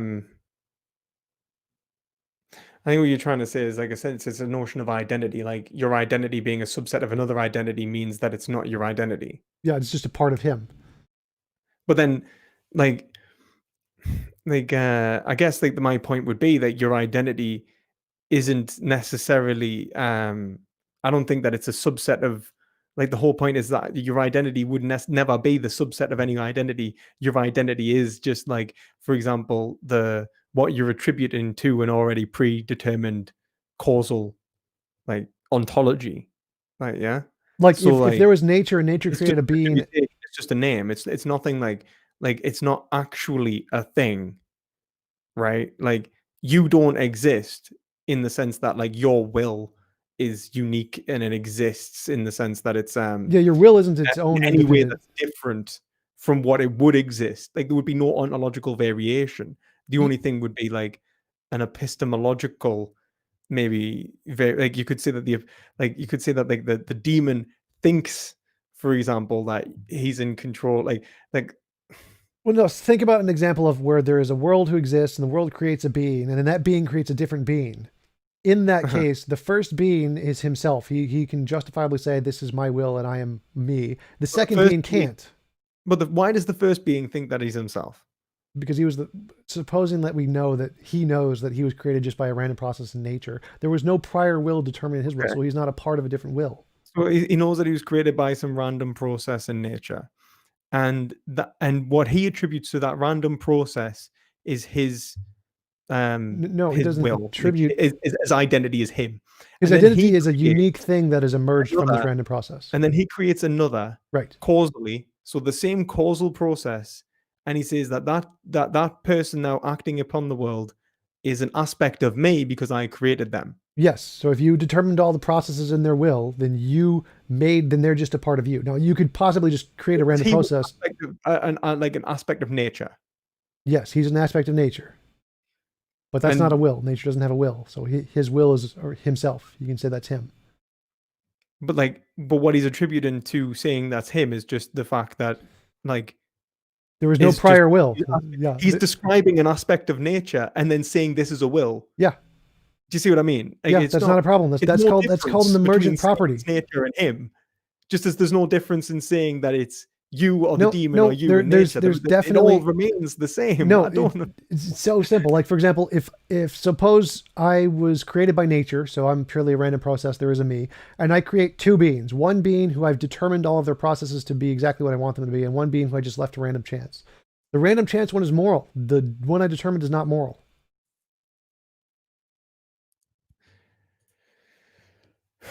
So, but when you say like Even if they come out to be the exact same being identically, the fact that I determined that one to be exactly the way I imagined it means it isn't an individual self. It's a subset of my will. And if this one just came out by random chance to be the same thing, I didn't determine it to be anything. So it has a different property to it. It has its own self. Like it seems though that there's no reason to say like even if like nature exists that there is a self. Self is just an emergent property of natural things that didn't exist prior. So like stars What you feel exist. like is the self is also describable just as nature. Yes, So why are you just using like the word self? stars are describable in the terms of electrons, but they are still an individual thing, but it's not the same as all of their electrons. The individual thing exists regardless of whether it was created by another. Right, the Like for individual, the example, like self, the identity like, exists, but there's a difference between the morality because one is determined as a subset of another will and one isn't. There's a separate property there, just like the star isn't the same as a ocean or a planet. They have different properties.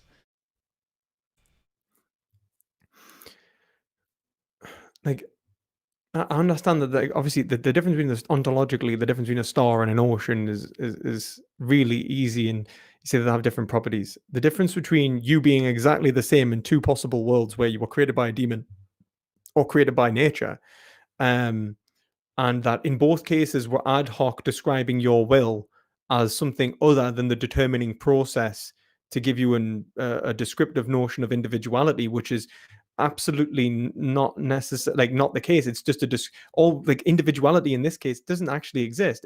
It's not like it's an individual. It's like it depends on what we mean. I guess it depends on what we mean by individuality, and that like Well, it's like take a car for example. Like if I make a car and you make a car and they have exactly the same properties, other than like they're in different spaces or time or whatever. One is my car, one is your car. There's a different property there, even though they share all of the same physical traits. I get like I get like I mean like but let's say we were to say that there was a car that was like and unless I hopefully won't repeat that back to you. That's it. So you said two separate. Did you say two separate cars or the same car? They're two separate cars that have the same properties, other than like they're in different spatial positions. Okay. Now imagine they're exactly the same. Leibniz's law, everything the same. If they're exactly the same, there can't be two cars. No, there's one car. Yeah. Right. I say it's my car. You say it's your car. Yeah. Whose car is it? Yeah. Neither one. Right. Whoever made it. It's a description of the same car, though, isn't it? Yeah. It would, like whoever made it, it would be their car. Like the whole point is that like there has to be a determining factor of property. Right. So whoever made it, if we don't know who made it, we can't say whose car it is. But if I made it, then it's my car. When I say something is mine, what am I saying? You're determining some kind of ontological basis of who has authority over it, essentially. So if we have one car and we ask who made it, me or you, if I made the car, it's my car. Like we can say, yep, it's my car, even though we can't know, like just from looking at it. So like what we're saying is that there is a standard which allows me to say that something is mine or not. Yeah. And that standard is, would you say, just arbitrary or well, what's arbitrary in this analogy because we're just making it up, but it's just the ontological basis of property in general. Like what is like for example, for me to say like this is like my chair. Yeah, it's just the fact that you own it. Like it has some kind of ontological origin to your relation to you making it in some way or buying it or assembling it or whatever. So if the causal relation begins with you, it's yours, and if the causal relation begins with me, it's mine. Yeah, but what if the causal relation, like let's say like I stumbled upon the car and then said this is my car, and at the same time we both stumbled upon the car and said it's our car. There's no one that could claim it. Is equally epistemologically we couldn't know, but if ontologically we could know who made it, then we could say yeah, it's definitely that person's car. But why is making it, for example, the notion of property? So, for example, John Locke would say you mix your labor in with the world, and that notion puts an aspect of your will within the world. That combination is what makes it yours. We're just defining it that way for the point of the analogy. You can do the same with money and say that it's the same thing, that money is an aspect of your will, that it's just the translation of your labor into monetary means. Yeah, we're just defining ownership in that way for the sake of the argument. The same kind of thing applies. Like the way I define will as having... I think it's important, like for the notion of it being like identity in you, like saying like I am. Well, no. So yeah, I'm just defining the property of identity as being individualistic if it comes from nature, and I'm not defining the property of individuality as coming from another will. I'm defining those things differently. From my understanding, that's But then that's the thing. I would just say that's that like the definition there is like it's arbitrary. Like there is no there is no that's why I said it's nominal. There's just it's an arbitrary definition, and there is nothing more immoral, quote unquote, in something being different. It simply would be different. In fact, you've mentioned multiple times throughout the debate that what morality is in terms of what is a reflection of correspondence to the good which already exists and is being described. If that good is that we were created by an evil demon, then in fact, then could you not say that your being created by an evil demon is moral? Well, no. So, because again, I'm saying that morality is referring to some actual moral object that exists. And if I'm right about this object, then my definition about identity would also be correct by extension. Right now, you're right. It's just an arbitrary definition I've made up. I can't prove I'm right about this, but it is, again, it would be correct if my idea about this moral object is correct. Right. Okay. I see what you're saying, but I'm saying that in both possible worlds, they would be if because let's say there were two very impossible worlds equal of equal weight, they would both be as moral as each other, would they not? Because if they're world A, given in everything world else being the same, yes. yeah. Right. So why do you think I don't So again, morality is defined as an involuntary imposition of will. In the case that a person deliberately designs you to be a specific way, that would count as an involuntary imposition of will. If nature just does it randomly, that would not count in that sense. So by my definition, if my definition happens to be correct, the one case of just nature popping you into existence would not be immoral. The other case of a deliberate being creating you to do something your specifically. definition correct? If it corresponds to the existing moral thing. But okay, and the existing moral thing would be A platonic object kind of thing. platonic, all right, and that platonic object. Oh my god, like it's like so like when we talk about let's say like you being whether it's your will or not, right, and that in that it's just an ad hoc kind of like I'm defining it this way, Well, and no. So I'm saying that the whether deductive argument that makes the deductive argument, from what I understand, that makes world A, where you'd perform like you're created by nature, better than world B, where you're not created by nature. What makes that A better is the fact that you've defined no, you. never ever, because I've defined it. Again, so my definitions are just a way to describe the object. The object is what makes it true. The object is the truth bearer. My definitions are just trying to describe the object. So the object is essentially my description is describing the object. So it is saying that a world where you're not created by another will to do exactly what the other will wants you to do would be better than, or would be worse than, a world where you're created randomly. Yourself, the only difference between those two worlds in terms of like there is no ontological difference. The only variation is the origin of your ontology. That would technically be an ontological difference. So there is a difference between those but you worlds. said like in terms of what, for example, in the criterion from which we would associate your identity, there would be no variation. Yeah, we couldn't tell the difference, just like the cars. In which case, what makes you you? Right. Just like the cars, unless we could, the only difference between the car would be who made it, and that would determine the who ownership. If your brain doesn't make you you, then yeah, or does it? Again, that's a conflation between two different definitions of identity. Identity, as in the thing that has conscious experience, that kind of identity is going to be the same in either way. Your identity as an individual will is different depending upon what the origin of the will.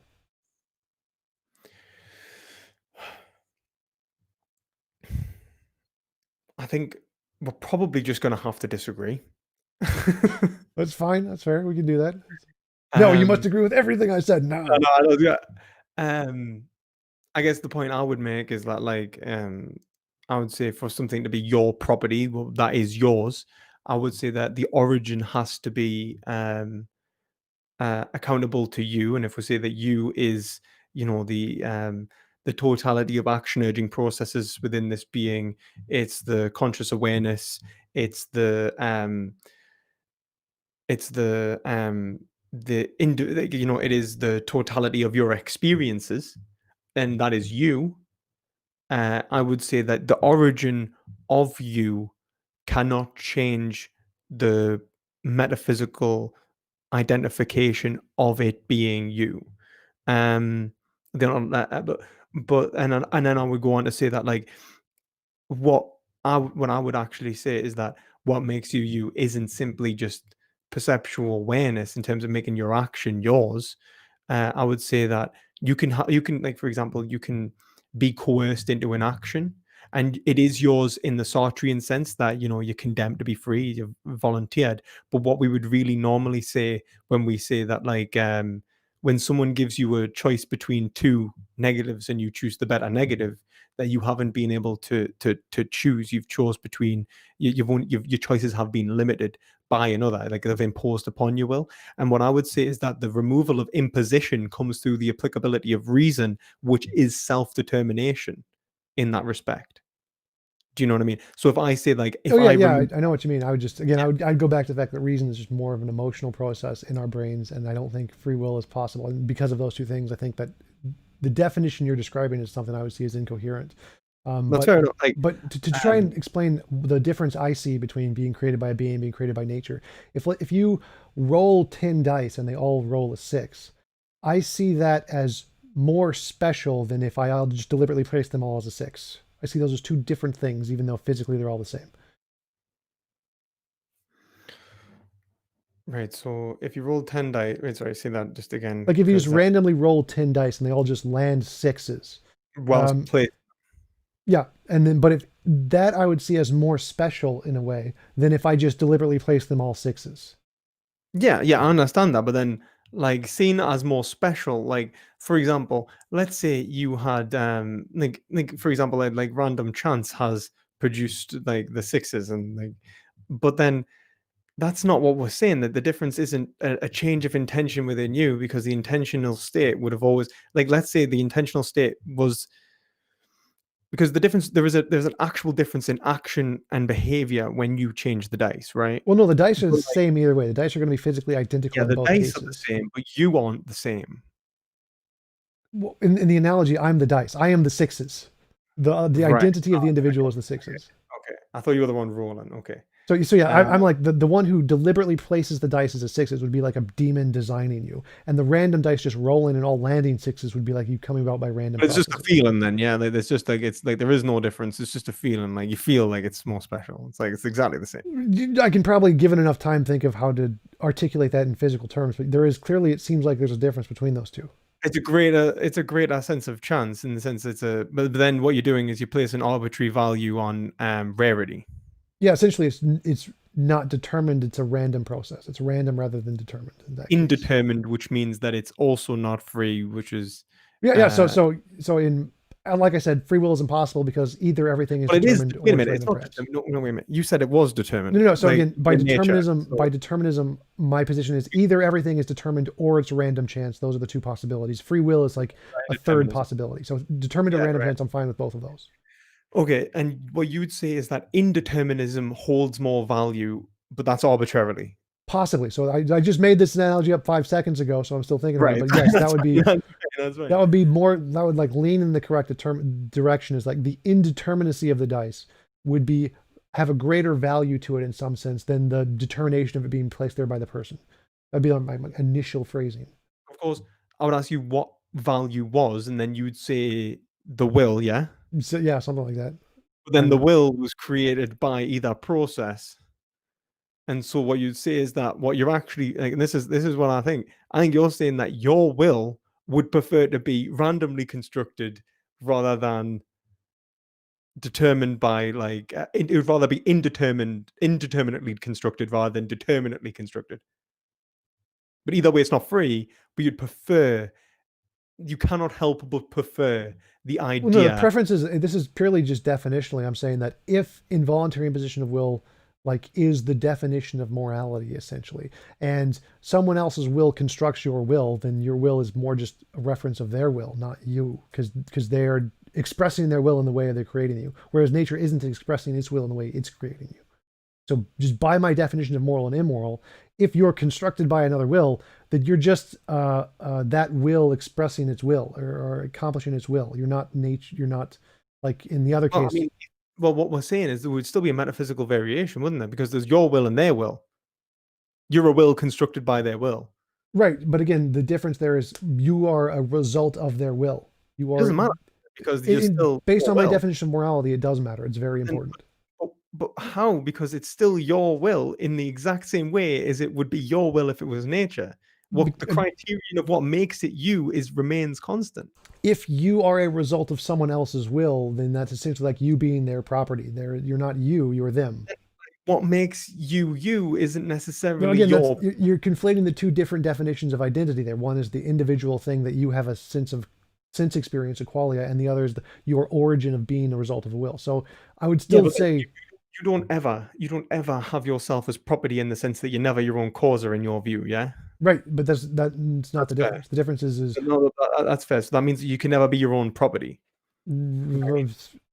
not sort of, I guess. I don't know what that even means. But again, the difference is that one is you are a process created by a different will. You are a different will enacting its will to be produced, and one you're not. And because my definition of morality is contingent on immorals are involuntary impositions of will, morality is the assistance of will, those two things, because of that, you are a result of someone else's will. You are their property. You are their will, not your I would will. say that the problem there is that you're describing the same ontological object in two separate ways.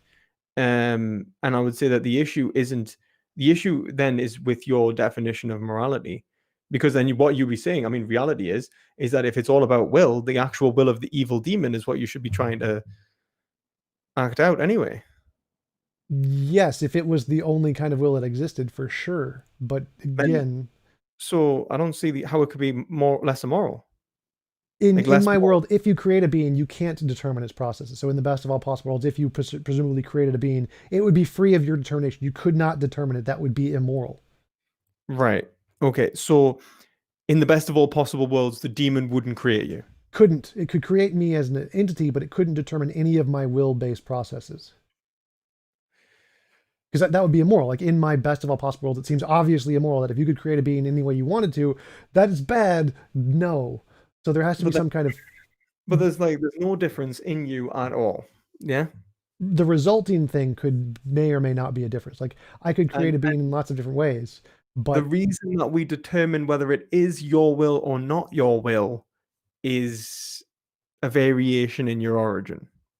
Yes. So again, in the best of all possible worlds, it would be immoral for me to create a being to do whatever I wanted it to do. That would be immoral. The reason we say that the variation in your origin is what defines whether it's your will or not is because it's either you are the property or expression of another's will. Yeah, again, it's all based on the definition of morality. In the best of all possible worlds, if I created a being to do what I wanted it to do, that would be immoral. If I created a being and allowed it to determine its own processes through random processes or nature or whatever, that would not be. Yeah, okay. Like we could say, but I kind of understand what you're saying, but I think that I just absolutely disagree that there is any difference in terms of I don't think there is an actual difference there in terms of ontological or even attributable differences in terms of language. The only difference is nominal in what I would argue. I don't think so. I think there's clearly an ontological difference between someone creating someone and someone being produced by the dice, rolling the dice versus placing the dice. What makes your will yours in terms of what we describe it as isn't the ability to choose. It's the ability to associate your actions, behaviors, and thoughts with your brain, with the brain or whatever that is naturally produced. I think you're focusing too much on the language of the identity and the will and saying whose it is. I'm trying to understand because I know. I think that was my fault for using those words. So I'm trying to change the analogy to make it clear now. In my best of all possible worlds, if I'm right about morality, then it would be immoral for me to create a being to do what I want to do. That would be immoral. And so if I am the receiving end, if I am the being being created, it would be immoral for me to have been created and forced to do whatever that being wanted me to do. If I was just created by nature, it would not be. That would be fine. If a being just created another being and allowed them to be determined by nature or whatever, that's fine. But it is not moral for me to create a being to do whatever I want them to do based on my definition of morality. So there is a difference between those two cases. What if you create like if you create a being that wanted to do whatever they wanted to do, and whatever they wanted to do was whatever you wanted to do, would that change it? No. So if you wanted, So yeah, if like I could if design being you X to created like apples, and or I could just allow being X to be created and they just happen to like apples. What they happen to like is irrelevant. Nothing about their will makes a difference. The only thing that matters is, did I force them to do it, or was it nature? okay, but then this is the whole point. Like you didn't like there is like the force is through determinism is just dominoes falling causally through the universe. Yeah, so like if you get run over So by a car or die from like if you hunger, create a being that is just the same force running through, like all we are is that same force. Like it's just that we are describing it in different terms. again, that doesn't make any difference. The fact that everything can be causally linked in some way to ultimate causal reality makes no difference. It's just how we categorize things. Like what I don't understand is that um is how this would affect like a moral conclusion in terms of, for example, the being that like their will would still be their will, and the imposition of their will would not be occurring because there would be no one to oppose it because it is your will and their will have aligned, so there's no imposition. So where's the immorality? Because by that definition, it's just my will. There is no their will in that definition of identity. But that's why, again, that's why I'm trying But to, this is the thing. What's making it yours? because it's an extension of my will. I desired to make it that way. So you've created something which has its own conscious awareness, Yep. right? It's But all of its determined by your will, actions. so it has a conscious awareness, which is its own. I don't have its conscious awareness. It has You its don't have conscious its awareness. conscious awareness. But I have its will. I determined its will. You've constructed it to have a will that is an aspect of your will. A part of your will was to construct this will. You've constructed that. Yeah. How is it your will? Well, if I determined what it wills to do, then it's my will. Like if I said all of the things in my head are going to be transferred into what it wills, or what it, in some way, then its Why will did is just. no, if it's got its own conscious awareness, which is Right. separate from yours, Yep.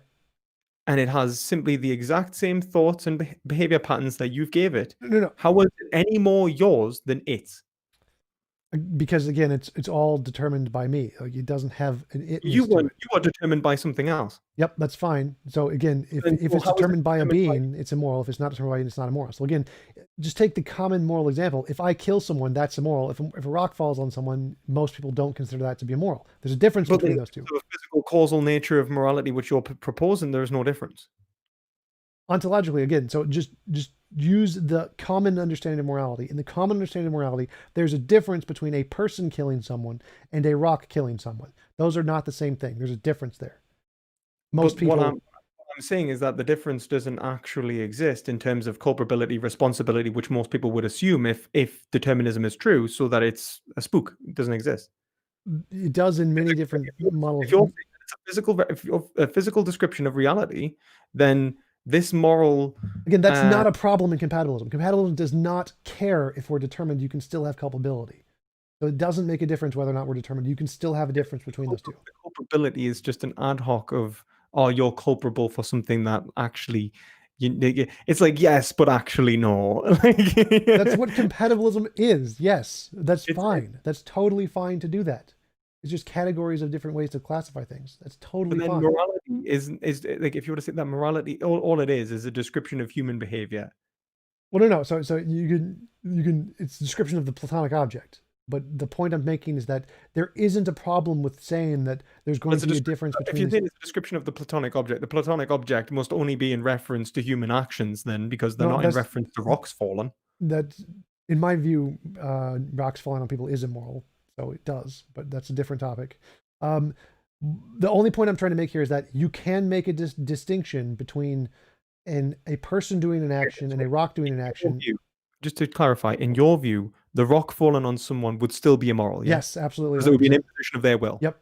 Always. Right, cool. In which case, can we not say that there is like for example, the imposition from nature and the demon is identical in the sense that it'll either always relate to nature or always relate to the demon in the sense that it's a predetermined causal action. No, That again, there is no actual choice there. It is the illusion of choice that you are relying upon to say that there is an actual difference. no, because again, the difference isn't you coming into existence. Creating a being isn't immoral. I'm not an antinatalist in that sense. So that's fine. It's the creating a being and then determining the process it wants to be. So the process here is if I create a being in my world and make them do everything I want them to do, that's immoral. If I just create a being and let them fumble around in nature, that's them.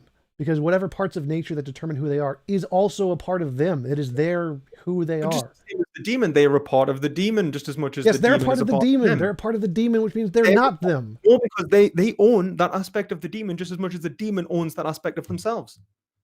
No, they don't own the part of the demon owns the demon. No, because neither of them own it. Neither of them caused it. Neither of them have any capacity to associate themselves with it to a greater degree. It is the same thing occurring in two separate places. No. So in the nature case, the parts of nature that determine you are a part of you. You own those cases. In the demon case, you don't own those cases. The demon owns those cases.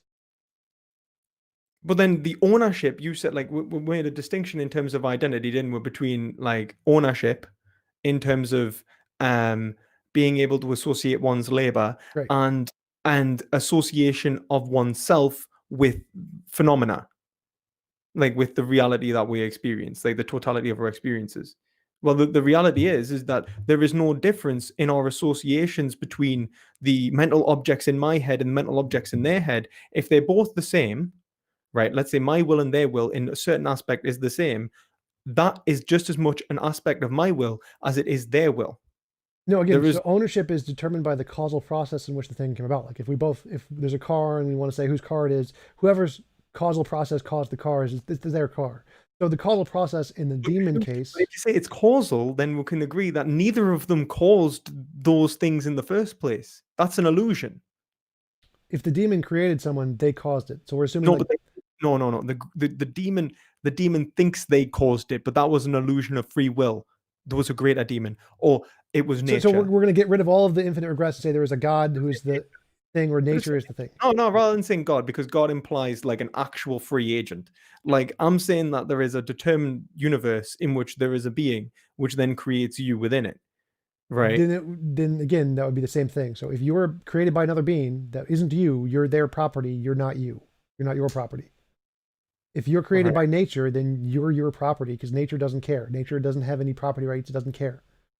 But this is the point. Like property rights, like what you're saying is that when you say property rights, like they have no right to your thoughts anyway. Like more than you do, they have the ability to construct and they have no ability to identify with them more than you. You identify with them exactly the same. Again, you're conflating the identity thing. Again, you keep conflating the two different kinds of identity. Your thought of, like, if you could say that I am your thought of me, and then they go, no, you're not. And then they could change it, but then you would change with them. And you go, well, I'm still that same. You could say, I'm still that same thought. You're conflating the direct sense that you experience. would always be that aspect of them, and they would always be that aspect of you. There would be no, like, just as much as you are an aspect of nature and as nature is an aspect of you, we're describing the same thing in which there is no control, no choice, same same phenomena. Like the only thing that is actually appearing to be different is our nominal categorization of it, which is ad hoc. No, again, I've already covered this multiple times. We're just repeating ourselves. If I'm created by a demon, we're not going to agree. I know we're never going to agree. But if I'm created by a demon, the demon can change me in any way it wants, any time it wants. I can't change the demon in any way I want, no matter what I do. It has authority over me. Whereas in nature doesn't do a damn thing. Nature is just there, and any part of nature that is conglomerated into you, you can change. Nature doesn't do it. You do it.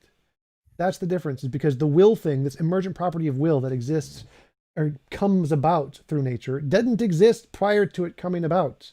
Whereas in the case of the demon, it did exist. There was another example of that will thing prior to it, which caused it to come about. But even if we said there was nature before the demon, you seem to think that it was. If there's nature before the demon's free, but you're not free because you're proper the demon. So its will is free, yours isn't. We are going to agree to disagree. I think that is the best way to go from there. That's fine by me. Okay, and I wanted to pull you up on one more thing as well before I quickly we'll have like maybe it's like 5-10 minutes at the end or something just to blast through veganism because I really we need to do Sure. that. Sure. So the stabbing, you said that it would be worse to be made to stab yourself in the leg than eat candy. Why? That was just eat an candy. intuitive example to show things that we normally agree on to try and make the point. So it wasn't Intuitive. You said ethics is intuitive anyway, so I don't see the. No, I was just using a common example we would typically agree upon to try to make a point. It wasn't Why would actually we typically agree upon that? because we don't like pain. Okay, so we don't like. So we're saying that it would be worse to be made that way because. But then you No, said no. someone So who I'm not likes saying pain. it's objectively true that that's the case. I'm What if just so do you think there's a difference? So if someone was designed to be to like pain and stab themselves in the leg, and then someone was designed the desire to eat candy, do you think there's a difference? no, like if they both came about by random chance and were determined, they're fine. All right. Okay, that's just one I want to pull up because I was saying that definitely doesn't work under your theory, because there would have to be a standard outside of one's own volition and desire that would then Yeah. So that was just a common example to try and make the point. It wasn't actually an ontological argument for stabbing being worse than candy. Oh, that's fair. That's fair. 1 second.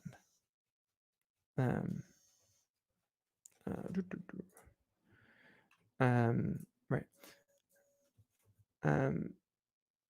Right. I'm gonna have to go in a second because I'm just getting a call. But 1 second.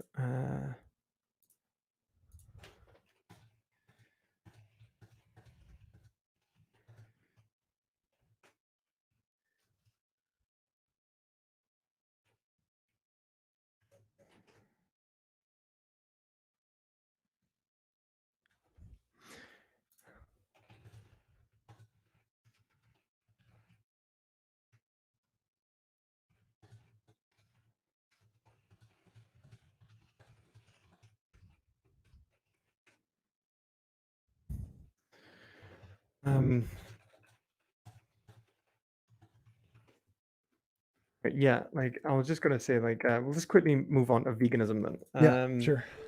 Just okay. So you would agree that veganism is the moral thing to do? Yes. Killing animals is immoral. Why aren't you doing it? Because I don't care. I like cheeseburgers.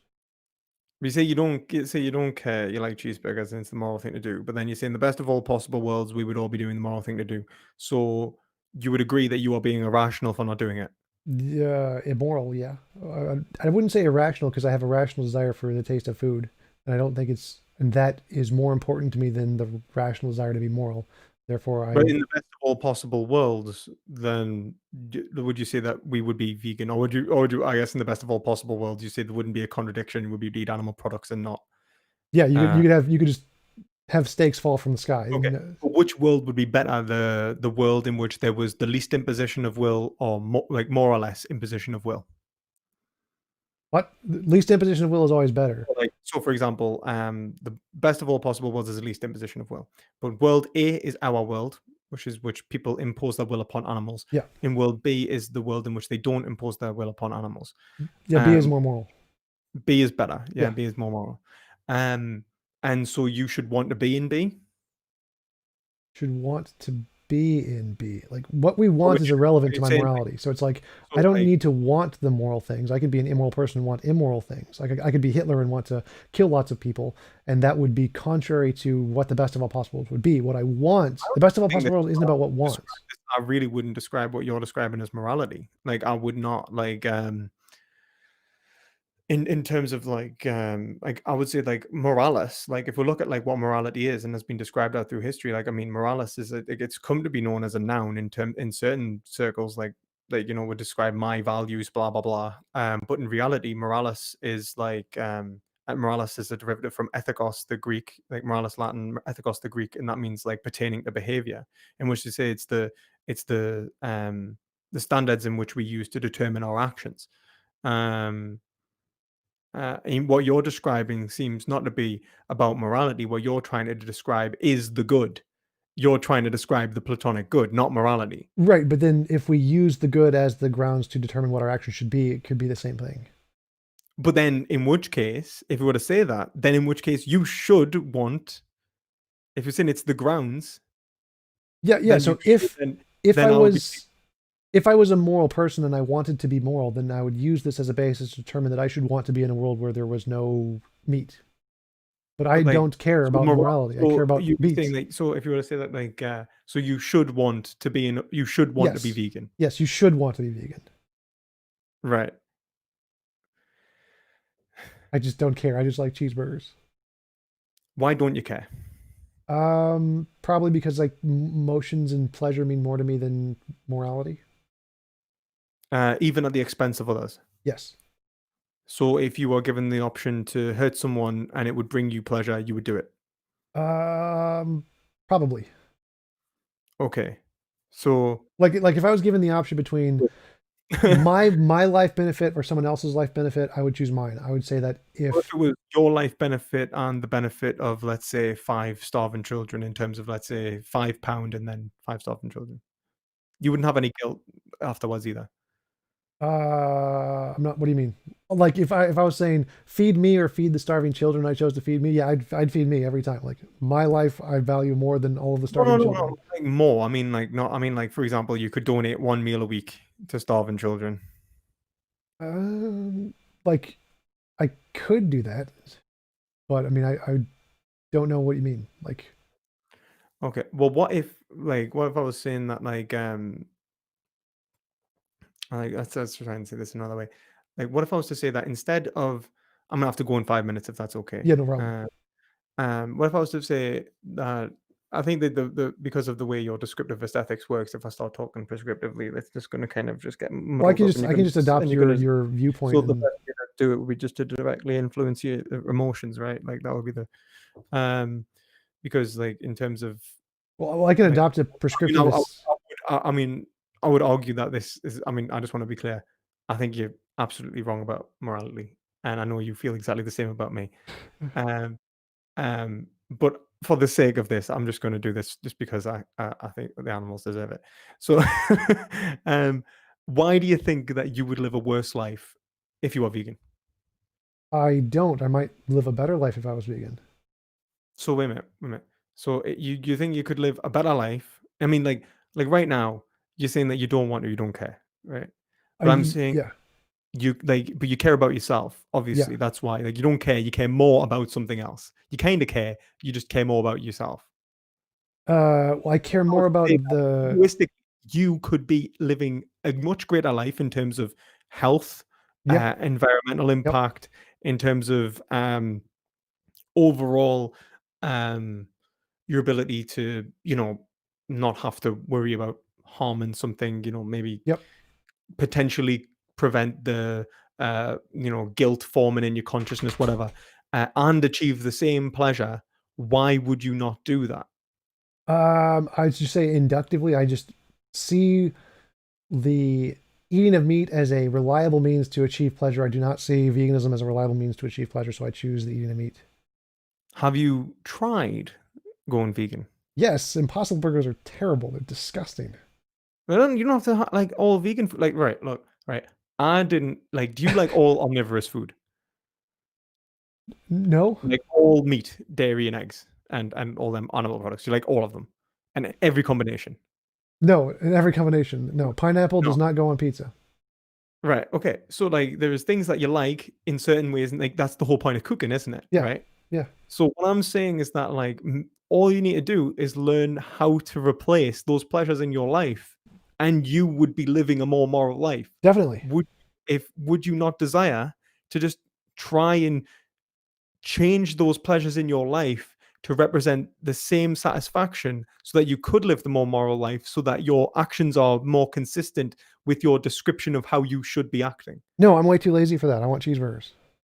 Like you're absolutely right. I could potentially do the research and the effort to find vegan alternatives that tasted just as good as meat alternatives, but I'm too lazy for that. I like cheeseburgers. I know cheeseburgers taste good. I'm good with that. Right. But why do you not want to do the research anyway? I'm lazy. Because you could find a pleasure that was better. Because I'm lazy. I don't want to do the research. That's Okay, you're research lazy, is but okay, anti-pleasure. you're lazy, which is like right, like you don't want to do it because It's it yeah. would bring Research some is form of pain. satisfaction. Research is suffering. Okay, yeah. But let's say you did it, it's possible that it could be worth it in the sense that you could gain greater pleasure overall. Even if you didn't go vegan, you might simply discover new meals that you would enjoy. But like, there's a good chance you could go vegan if you were to replace them, like, hypothetically. So, would you? Would it not be worthwhile in the end?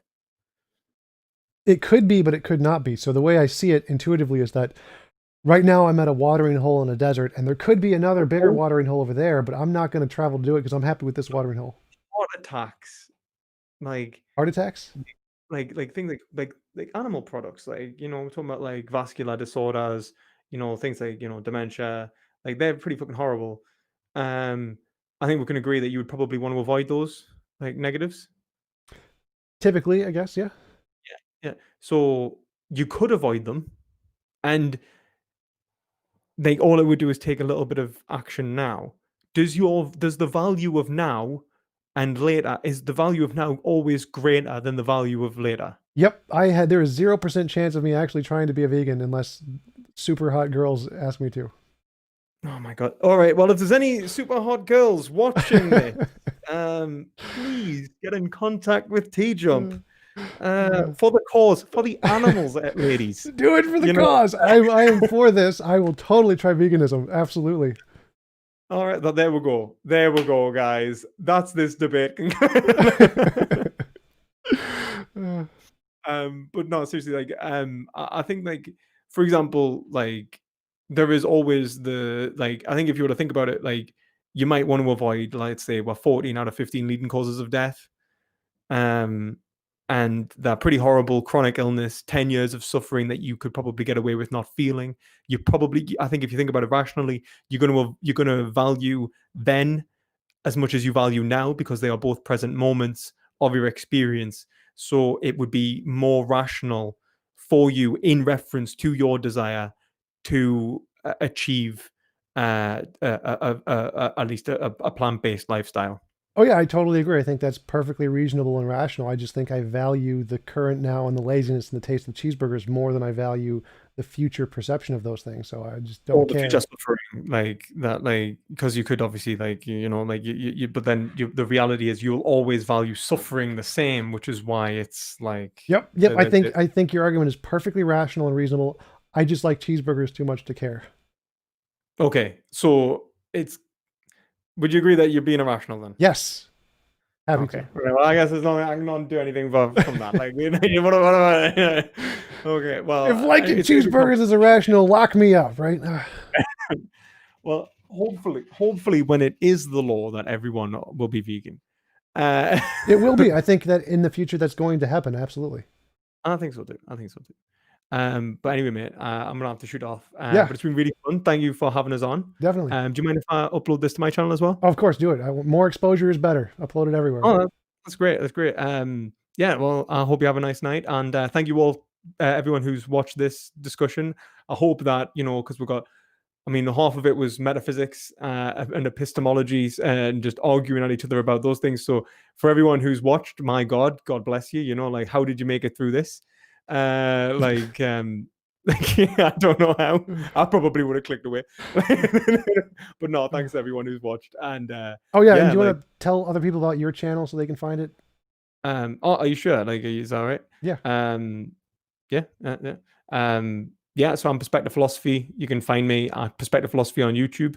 Yeah, I also have a Discord server. Yeah, if you like, it's not as I don't know if it's as active as TJumps, but if you ever want to get in contact with us and ask us a question about this debate, that would probably be the best place. And yeah, like it's all about my channel's all about like learning philosophy, like in a variation of different forms.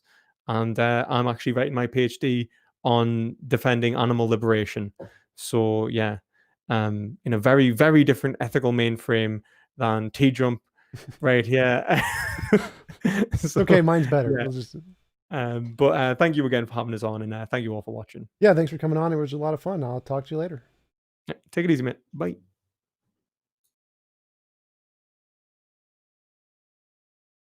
This episode of the TJump podcast is brought to you by you. If you value this content, please consider supporting the channel.